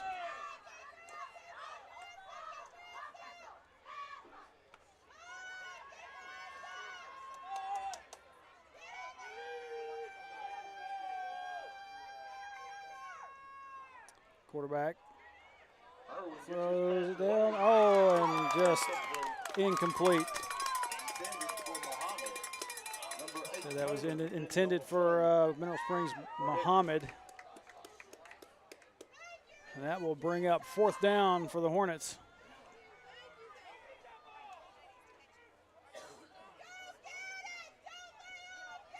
And back deep, looks like we got P.J. Henderson waiting for the kick.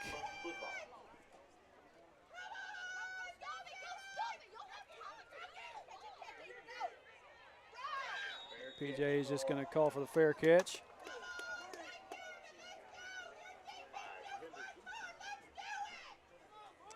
And the Wildcats will start from the 40.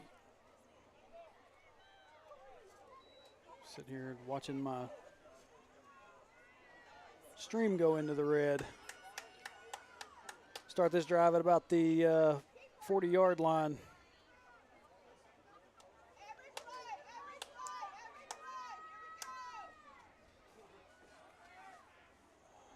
Come on now. I don't know what's going on with it.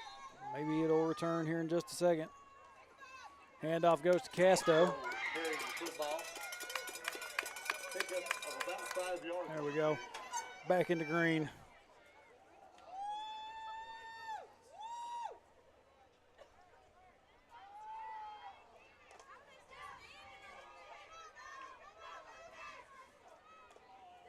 Handoff to Casto again. He gets tripped up. They might give him another yard. Well, they gave him 2. So third down. And it looks to be about 3 or 4.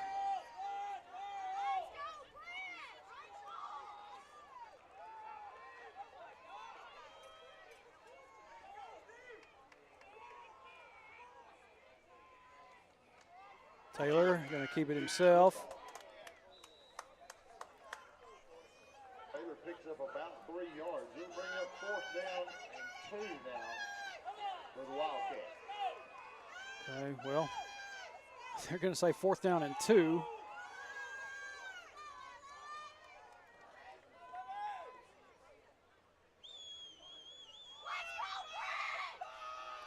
Gotta figure they're just going to send Casto up the middle. And Casto's not going to get enough.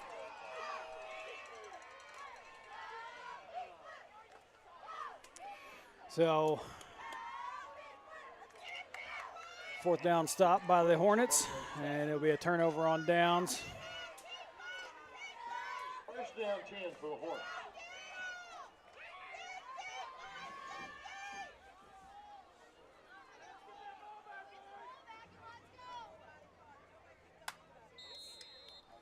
Stream has dipped back down into the red, but it's just kind of bobbling back and forth. I don't know what's going on with it at the moment. Hopefully it's still up and going all right. Handoff goes up the middle. We have Hunter Burns there to bring him down. Thomas, the ball carrier. 2nd down 10 for the Hornets.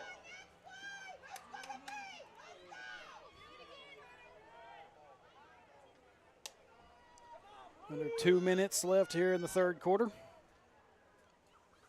We've had a scoreless 3rd so far.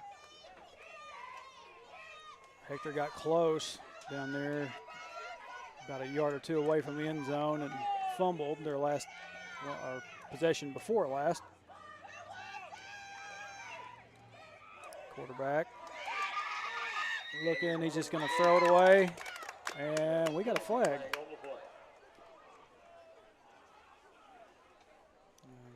Don't really know if they're going to try to get him for intentional grounding or what exactly. Now they're just going to wave the flag off. Officials wave the flag off. 3rd down for the Hornets. So they bring up a 3rd down for the Mineral Springs Hornets.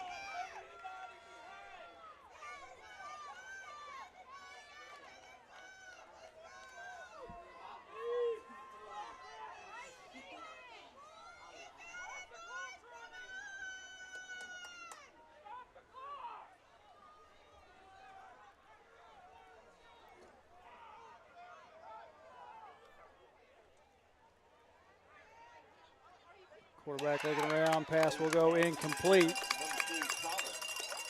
Is incomplete. 4th down for the Hornets. And brings up a 4th down now for the Hornets.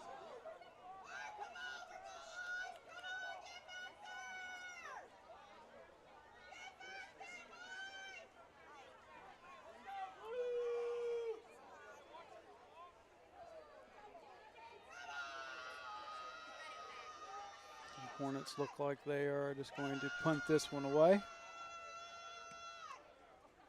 Anderson's punt is fielded. P.J. Henderson will pick it up. He's going to cut back across field, still on his feet. P.J. Henderson got one more man to beat, and he is there. Touchdown, Wildcats.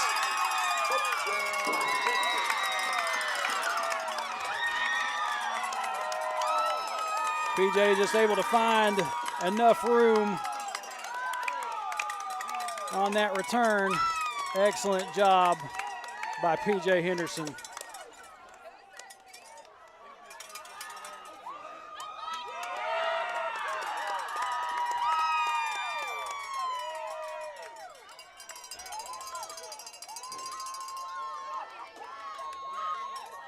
Henderson holds the Taylor. Extra point coming up. Taylor kick is up and kick is good. So 41 seconds left here in the 3rd quarter, and Hector is back on the board, down by 7. Mineral Springs leads 28-21. Excellent job by P.J. Henderson on that return. Haven't seen that too many times out of P.J. this season, but good to see it happen when it counts.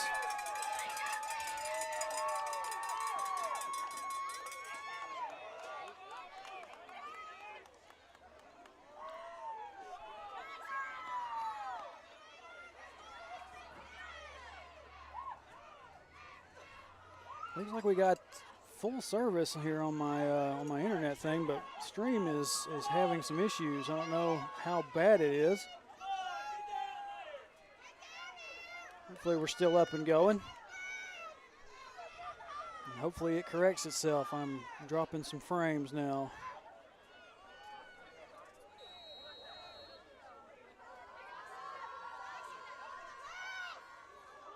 Taylor trying for an onside. Don't know that it went far enough.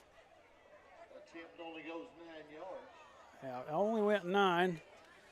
So First down 10 for the Hornets. that is where the Hornets will start this drive on this side of the 50. Officials timeout. And the officials are going to talk some things over.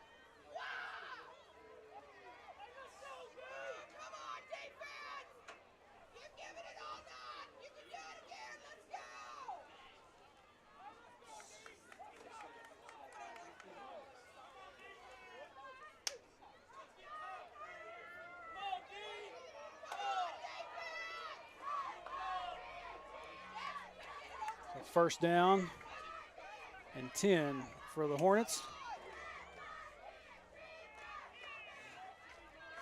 So the ball on the 49, just on this side of the 50.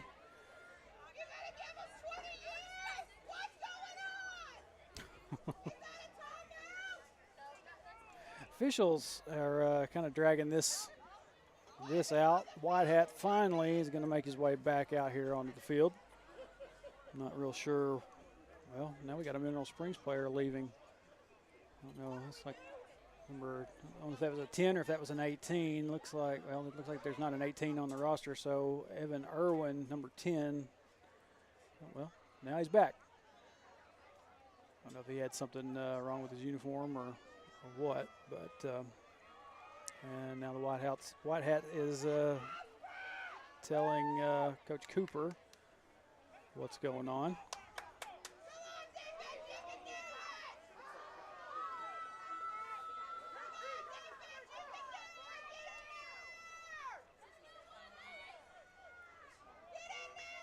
First down 10 for the Hornets. Looks like we're ready to get going again.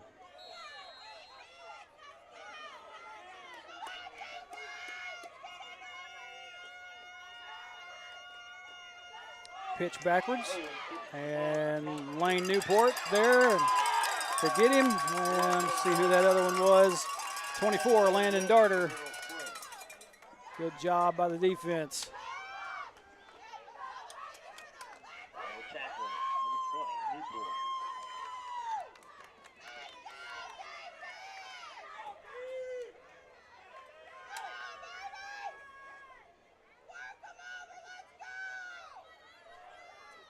And okay, I was about to say that should be a second down. Clock ticking down. He's going to get the snap off before time expires. And Drew Newport that time on the sack to end the third quarter.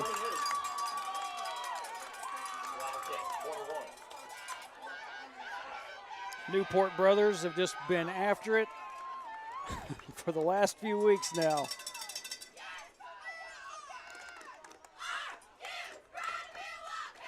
So that will take us to the fourth quarter. Wildcats only down 7.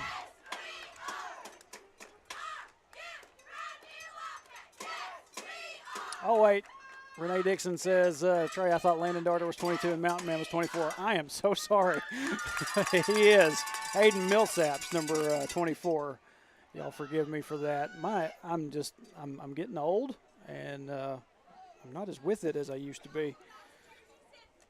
So Hayden Millsaps, I'm so sorry for that. Mountain Man. Yeah, I need to fix this and just keep my roster where I can easily see it, so I don't make mistakes like that.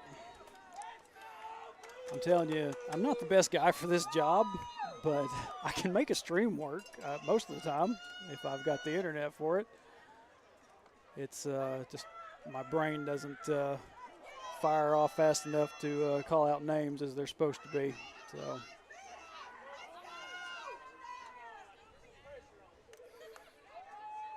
So a quarter change, we'll flip sides here.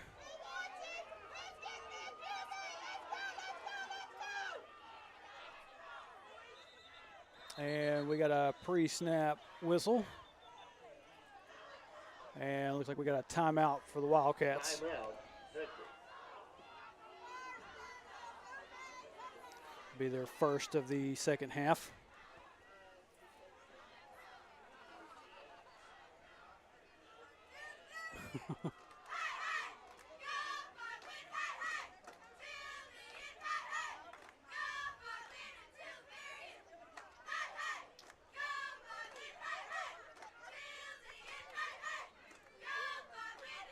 Appreciate y'all in the chat. Like I said, sometimes you just get a little bit brain dead. Call out the wrong names and numbers. But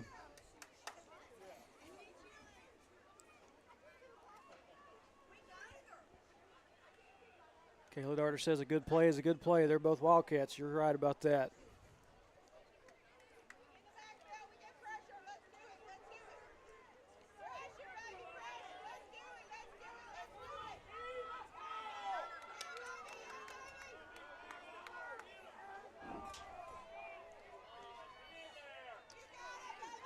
So after that timeout, Mineral Springs looking at a third down. Third down and long. Third down, 17. They said about 17 for the first. And a low snap. Lane Newport was after him. Able to get the pass off. The pass is complete. And Jackson Taylor was able to get him stopped before he could get any further.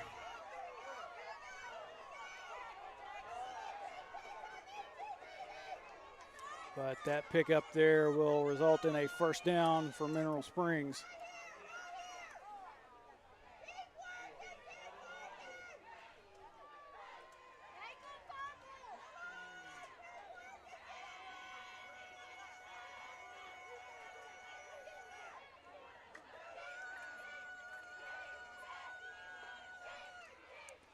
Handoff goes to the outside. Kenton Story was trying to get there to him, and Hornets will get it in for another score.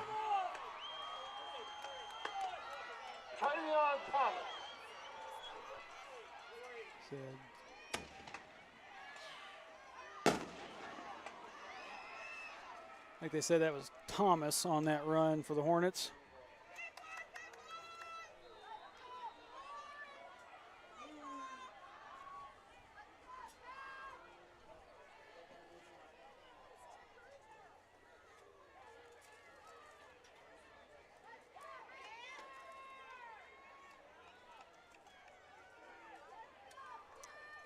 So like we've seen the rest of the night, Hornets will line up to go for two. Quarterback pitches off to the side, and Thomas will make it back in for another 2-point conversion. The Hornets 36, the Wildcats 21. It's 36-21 with 11:15 officially left here in this one.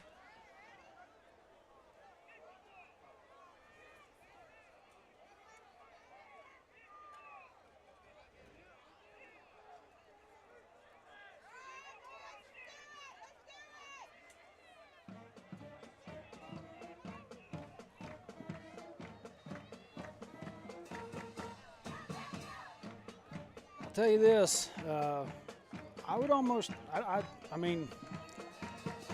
say that I would figure Mineral probably was not expecting this out of us to just come out here and try to hang with them. I know they were in a defensive battle last week with Murfreesboro. And we got a attempt at an onside.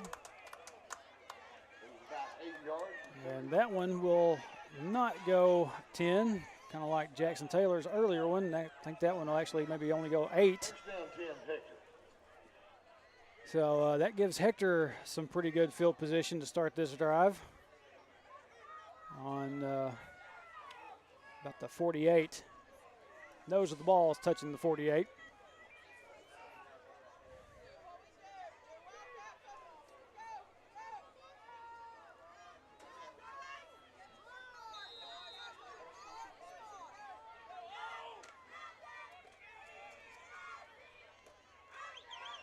Taylor going to keep it himself. Go up the middle. Looks like he might have picked up a yard. Maybe 2. About 2 yards. Second down, 8.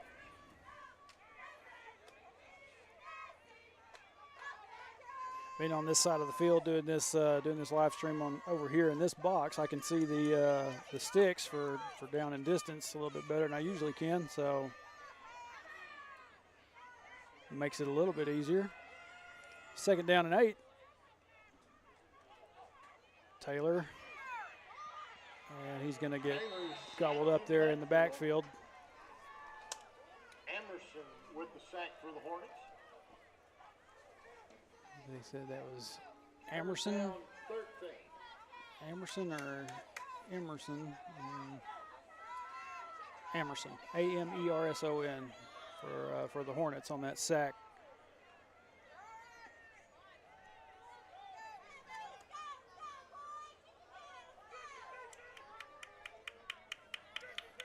Third down and long.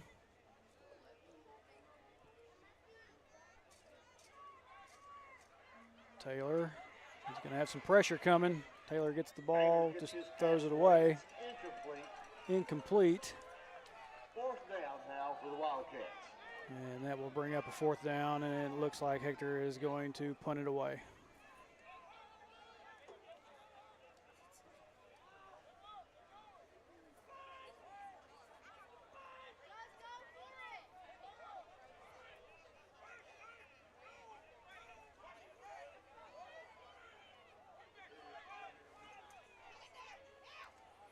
Taylor punts it away. And it will hit and go out of bounds. Out of bounds at the 23-yard line. First down 10 for Mineral Springs.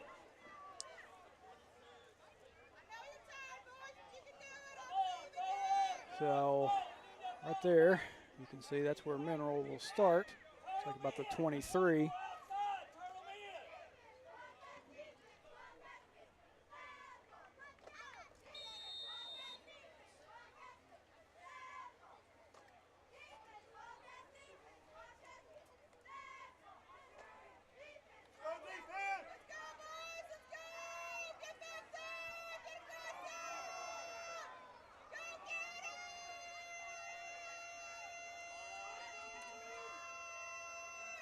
Pitch out to the back, Pitches the ball to Thomas. and he's still going. Penalty flag on the play. And Thomas they say we got a penalty flag down. So wait and see what this is about.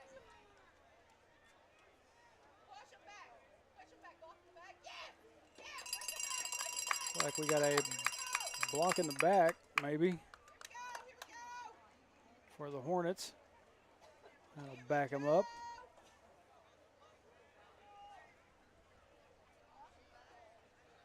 penalty against the Hornets. First down 20. So a big loss on that penalty.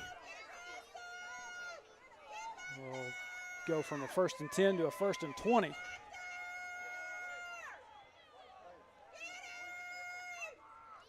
Quarterback on the fire downfield and incomplete.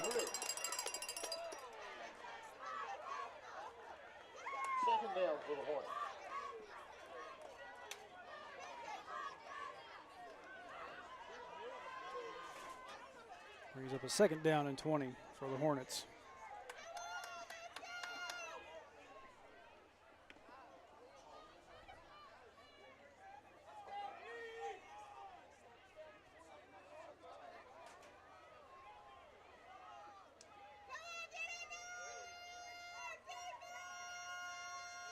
Pitch to the back. Thomas going to be brought down by number 3, P.J. Henderson there for the Wildcats. That will they will pick up 10 on that and get back to the original line of scrimmage.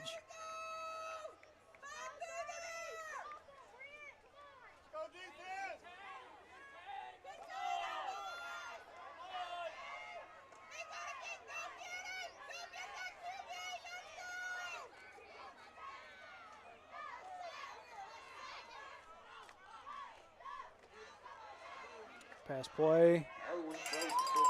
Pass flies over his intended receiver, incomplete. And brings up a 4th down for the Hornets.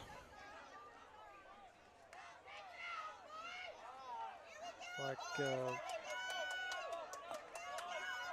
Hayden got picked up by Peter Waite. And a couple others. Don't know if he just taking a rest there for just a second before they got him up.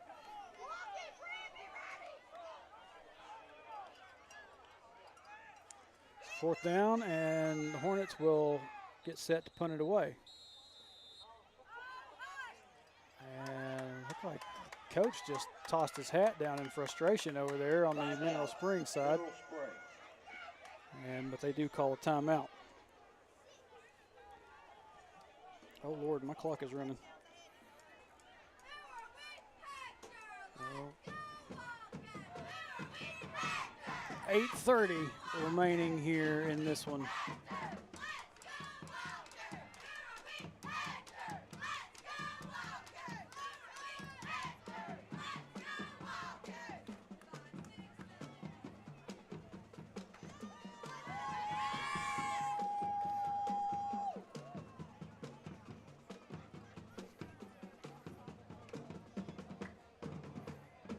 I'm not real sure what got under the Mineral Springs coach.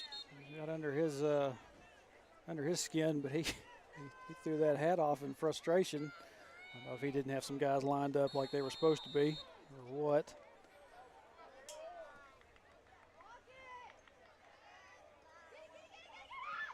Oh, punt's blocked.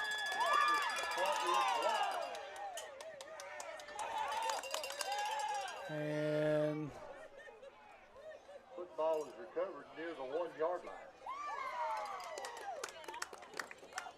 I guess Hector looked almost like Mineral Springs had got up back to that, but Hector got a hold of it, and they are down to the 1.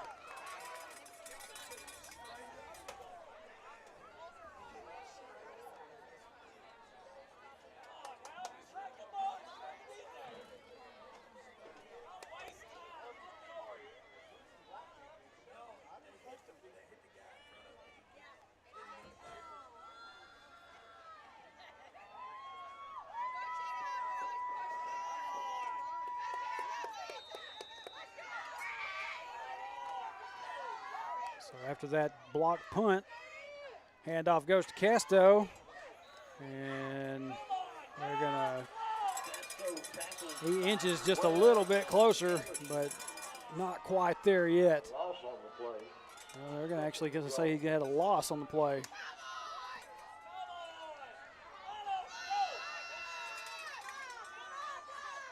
Second and goal, Taylor gonna keep it himself, gonna dive. Taylor keeps the football.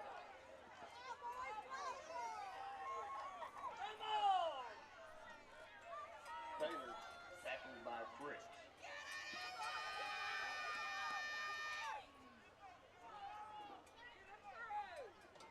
You're down here this close, you need to get some points.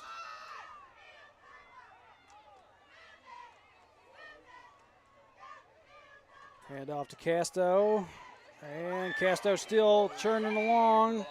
Did he make it across? He stopped near 2-yard line. And no. Fourth down now for the Wildcats. Inching closer and closer, but we're at 4 down, 4th down.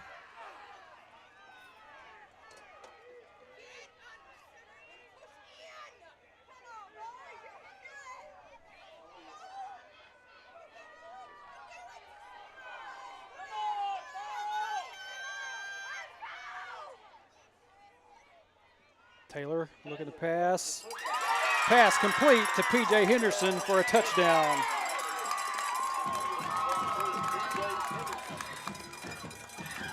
And you're expecting them to just run it up the middle. You got to be looking for the pass as well.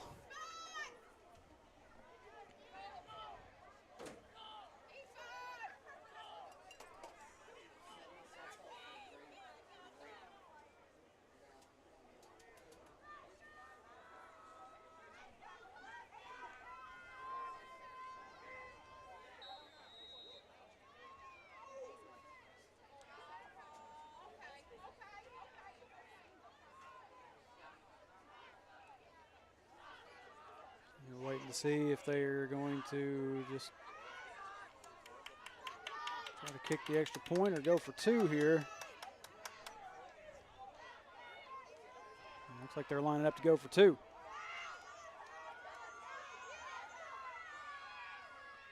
Taylor looking to find somebody and just misses his intended target. Looked like he was looking for Darter on that one. 6:48 to go in the ball game. Mineral Springs 36, Hector 27. So 6:48 officially. Wildcats back on the board, but Mineral Springs still leads 36-27.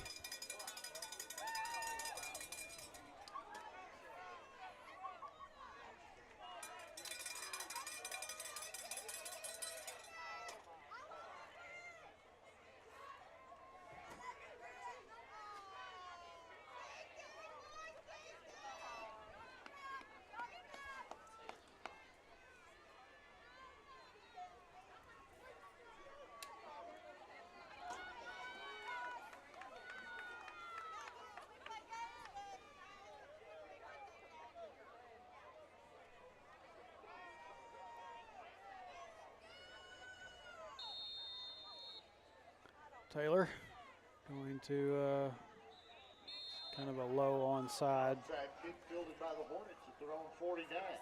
Be fielded by Javion Fricks for the Hornets. And Hornets will start out about midfield.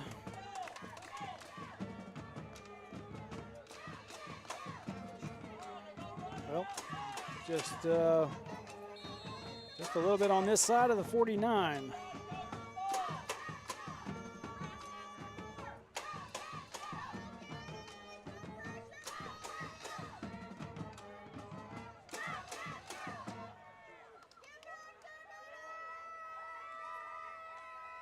Handoff goes up the middle. Going to be caught there by Hunter Burns.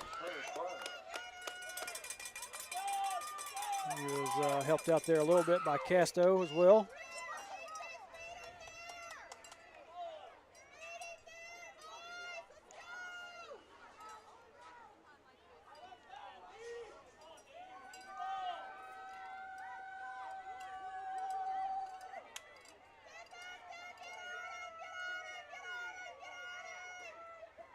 Handoff again.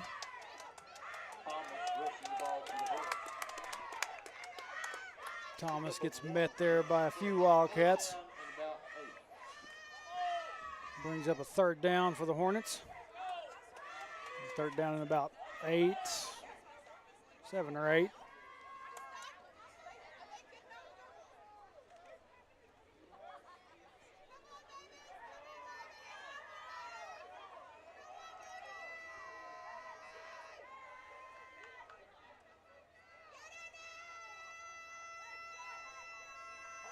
Quarterback, gonna throw. And it is incomplete. And we've got a penalty flag down. For what, I don't know. Didn't look like pass interference.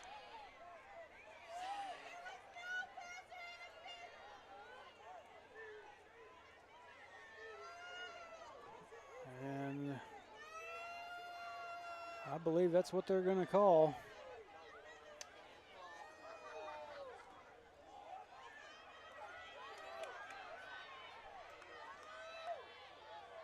Interference is called. Huh. I mean, that didn't look like pass interference to me, but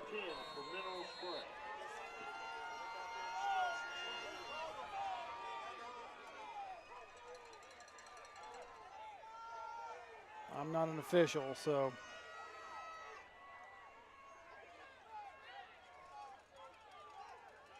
Quarterback looking around. He's going to be sacked in the backfield. That's old Landon Darter on that sack.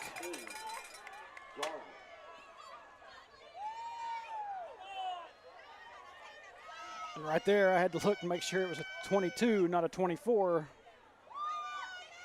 But it sure enough was a 22, Landon Darter.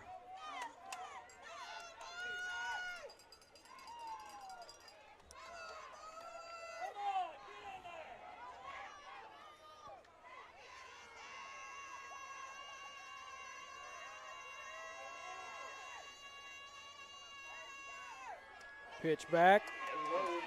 Darter and Casto both in on that one. Bringing him down in the backfield.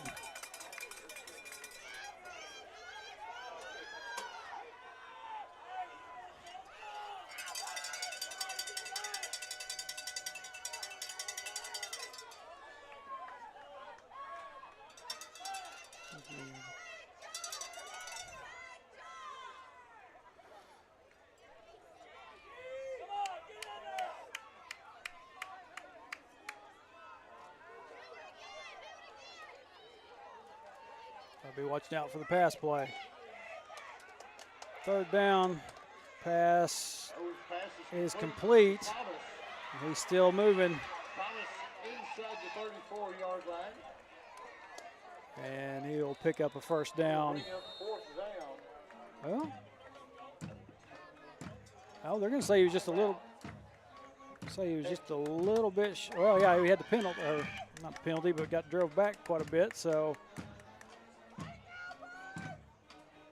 I believe they said we got a timeout for Hector.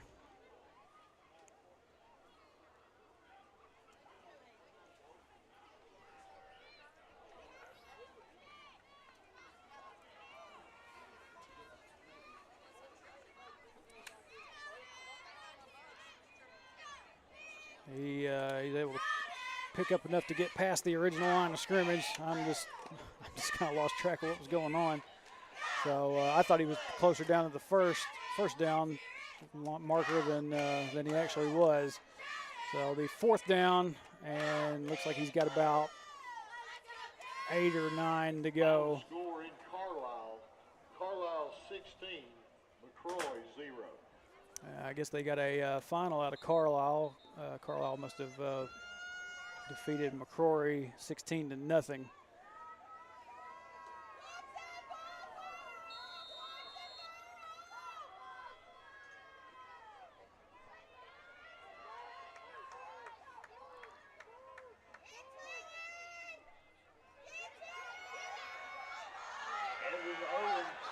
Quarterback's going to fire deep, and pass is deflected.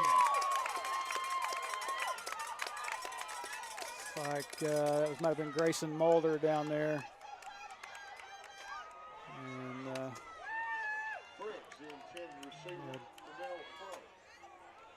so turnover on downs, Wildcat ball with 3:35 left in this ball game. Wildcats down by 9.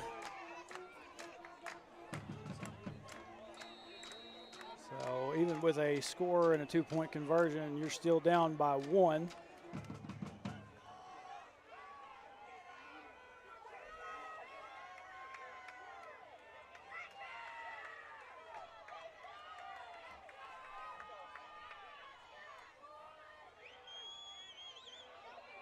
Taylor looking, going to fire deep. And luckily that one was not intercepted. Just knocked away by the Hornets.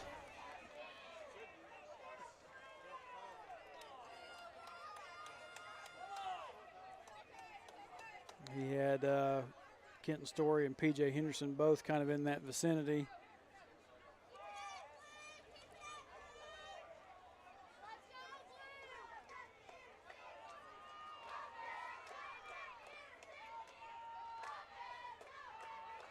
Taylor pass out to P.J. Henderson. Henderson gets down to about the 45.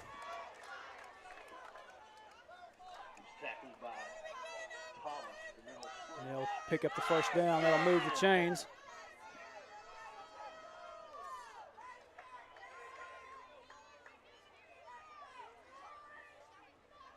Taylor looking around, gonna fire another quick pass out. Looked like it was intended for Kenton Story. Just flies a little bit over his head and out of bounds. Second down 10 for the Wildcats.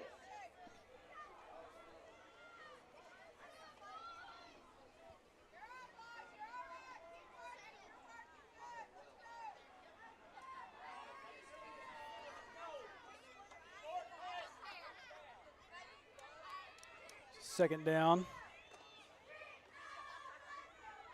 Taylor.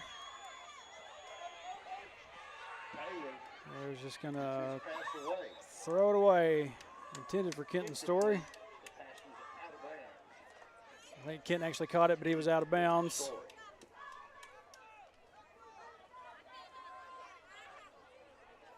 .250 left in this one. Not 2:45 as the board indicates.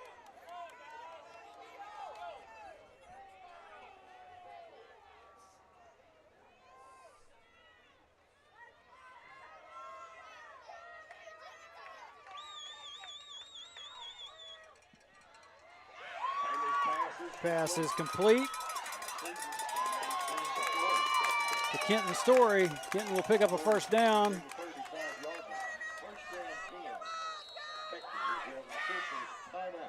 And Kenton may have came down a little bit hard on that turf, or maybe he just got a cramp. Looked like they're going to stretch him a little bit for maybe a cramp. 2:43 left in this one. I'll get the clock adjusted.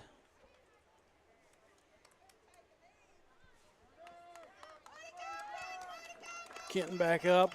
Say it looked like it was just a working out a cramp a little bit.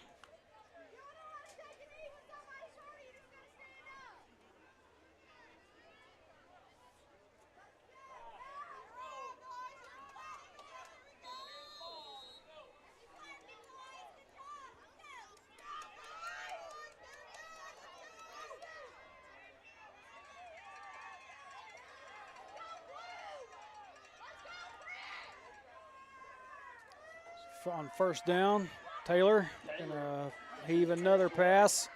Caught by P.J. Henderson, just shy of the goal line.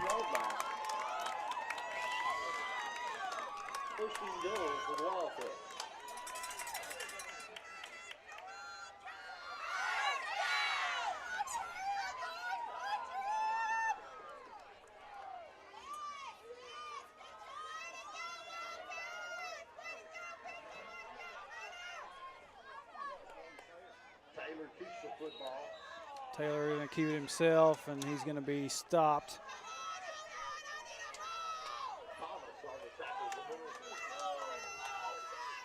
Brought down by Thomas. Well, nope, they made a correction. That was Fricks. Taylor's pass to P.J. Henderson just falls incomplete. Muhammad, depending on the play for Mineral Springs, pass was intended for P.J. Henderson. And we are down to 1:47 left.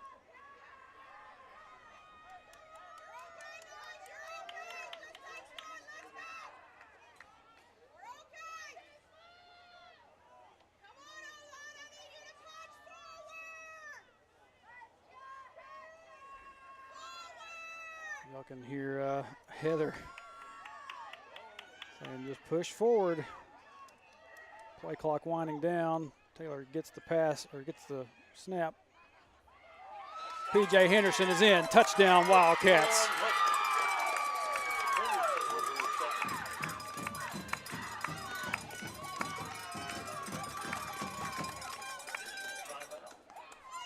And we've got an official's timeout.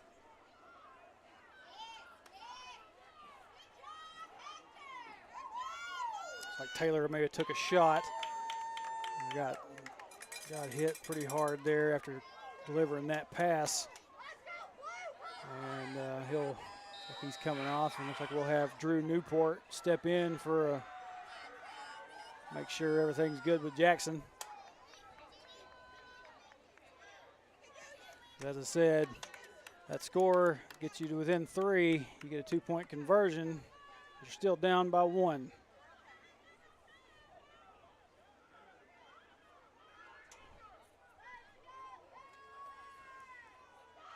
Play clock's rolling.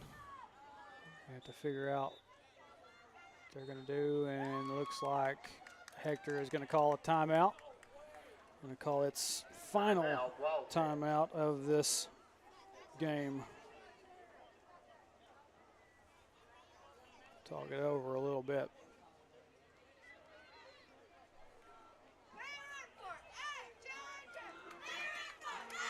I say final timeout. That's if I didn't mishear somebody earlier. Take a real good quick look at the chat again here.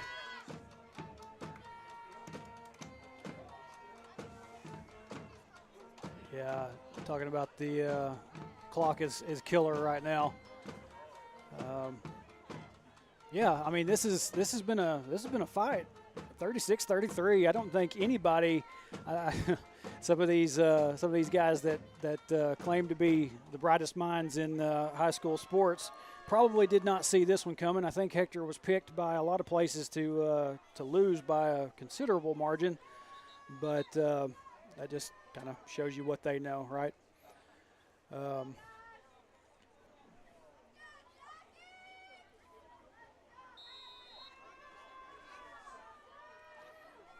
So it looks like Jackson Taylor is back out, and we're just going to kick the extra point.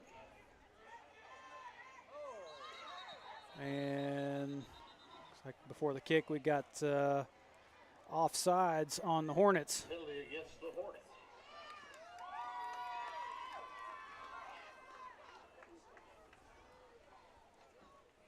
Penalty is declined.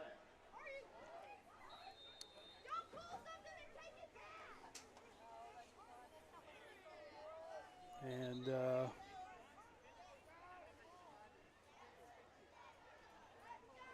believe Hector has declined the penalty.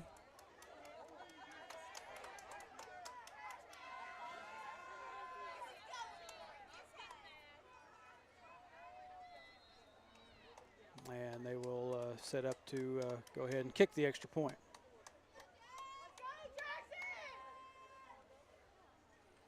Taylor's kick is up, and it is good.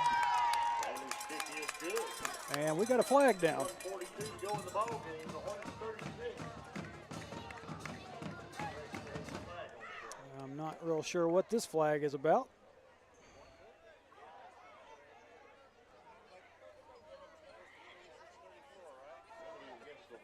Got some sort of penalty against the Hornets, but I'm not sure 36-34.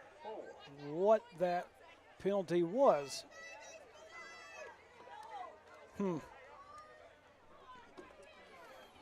So a minute and 42 left, and I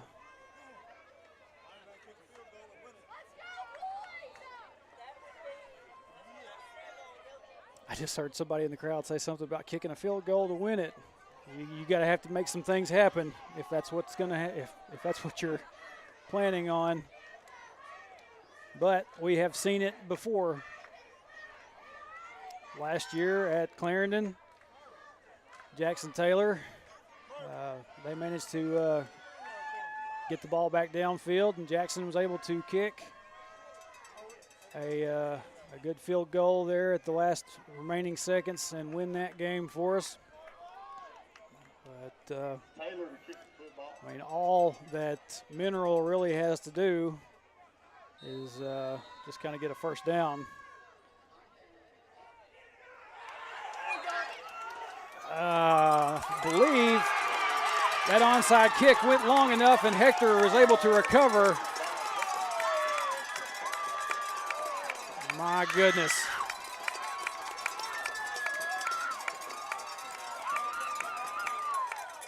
When you needed it most, there it was.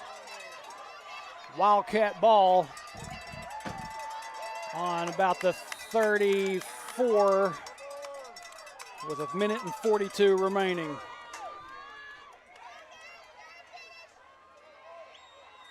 Taylor, pass out to P.J. Henderson. Henderson going up, forward.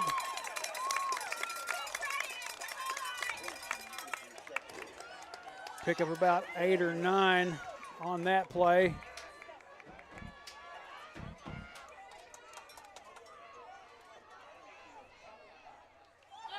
And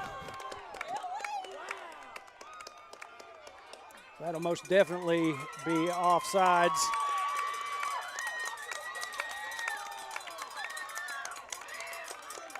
Moves the Wildcats a little bit further. That yardage should be an automatic first down, and it is.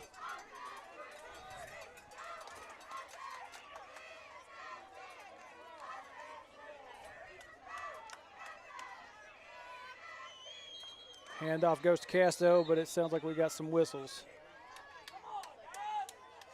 False start on the Wildcats, so after that penalty, you're going to back up a little bit.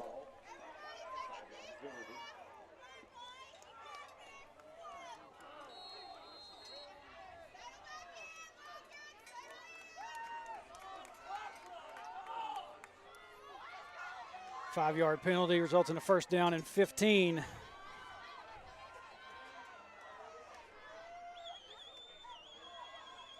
Time ticking down. We are under a minute officially. Taylor's pass. It's just going to sail out of the end zone or out of bounds. Intended for Story.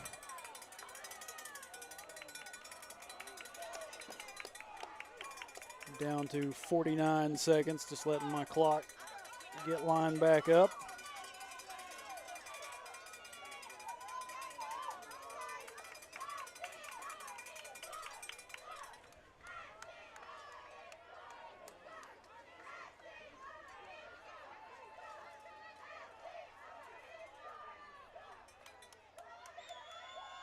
A little bit of a low snap. Taylor's able to get it. Pass. Taylor gets his pass away. It's Deflected by the Hornets. Getting his hands on the football.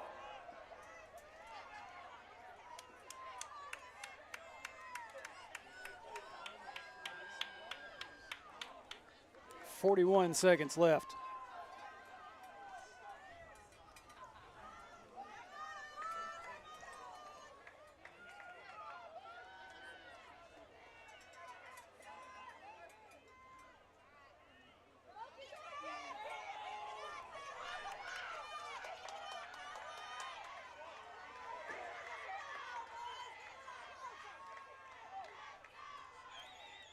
Taylor, quick pass out to P.J. Henderson, and P.J.'s going to be brought down. He's tackled immediately by the So you're out of timeouts, and it looks like they're going to set up. Taylor is going to try for a field goal. Hold on to your hats, folks. And looks like before he gets to try to kick, Mineral Springs will take a timeout.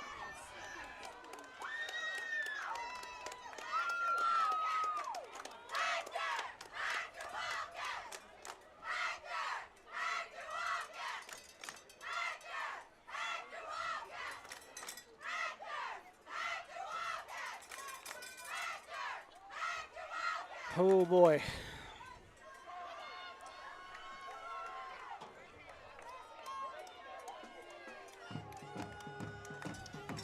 Listen, I talked about Clarendon earlier, that game last year. I'm as nervous right now as I was for that one. I think they say this will be about a 40-yard field goal attempt. I don't know how long Jackson can kick. I don't know what his max is. Well, here we go.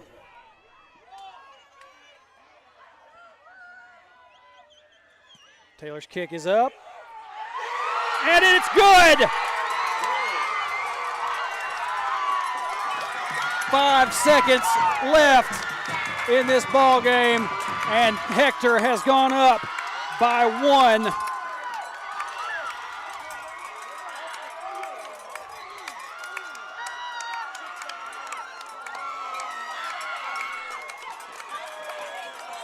Well, Taylor can kick from 40 yards. My goodness. So officially 5 seconds left. All Hector has to do is make sure nobody gets free on this return, and this game is over. My goodness.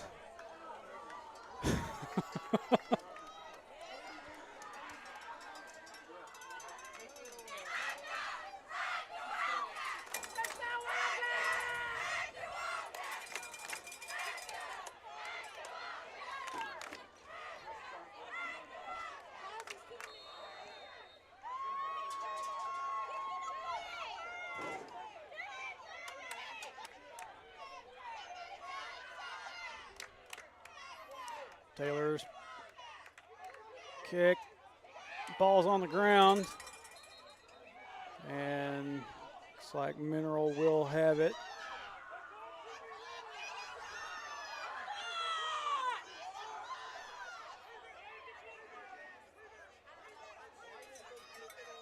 First down 10 for the Hornets.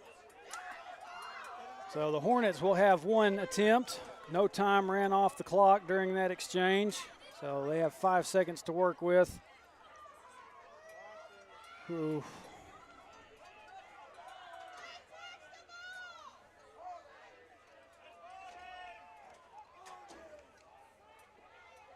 Looks like the referees, I think, were, now the officials are going to call a timeout. Talk some things over. Yeah, the ball went live. The clock did not run. If anything, there might be 1 second left.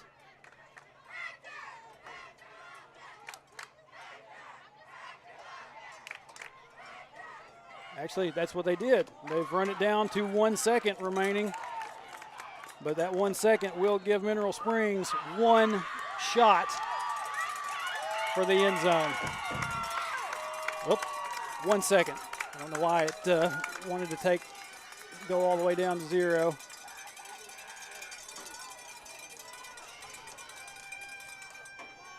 So last chance for the Hornets.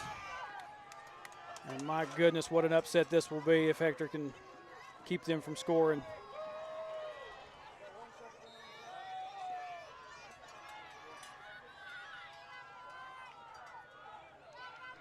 One second gone.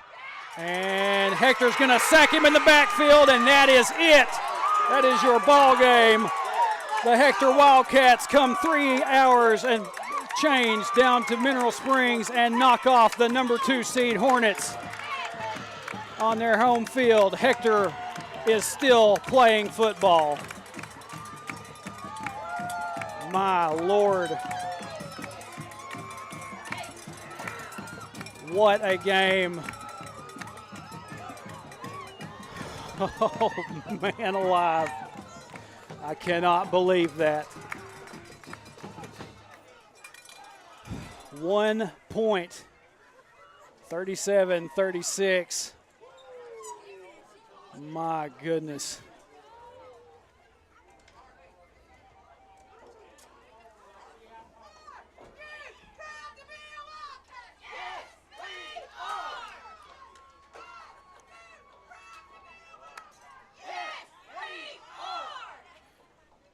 Let's just a second, take a look at this bracket.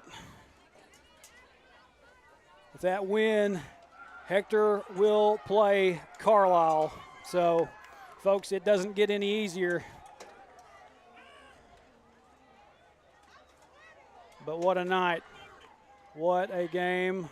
What a night. Jackson Taylor, field goal kick.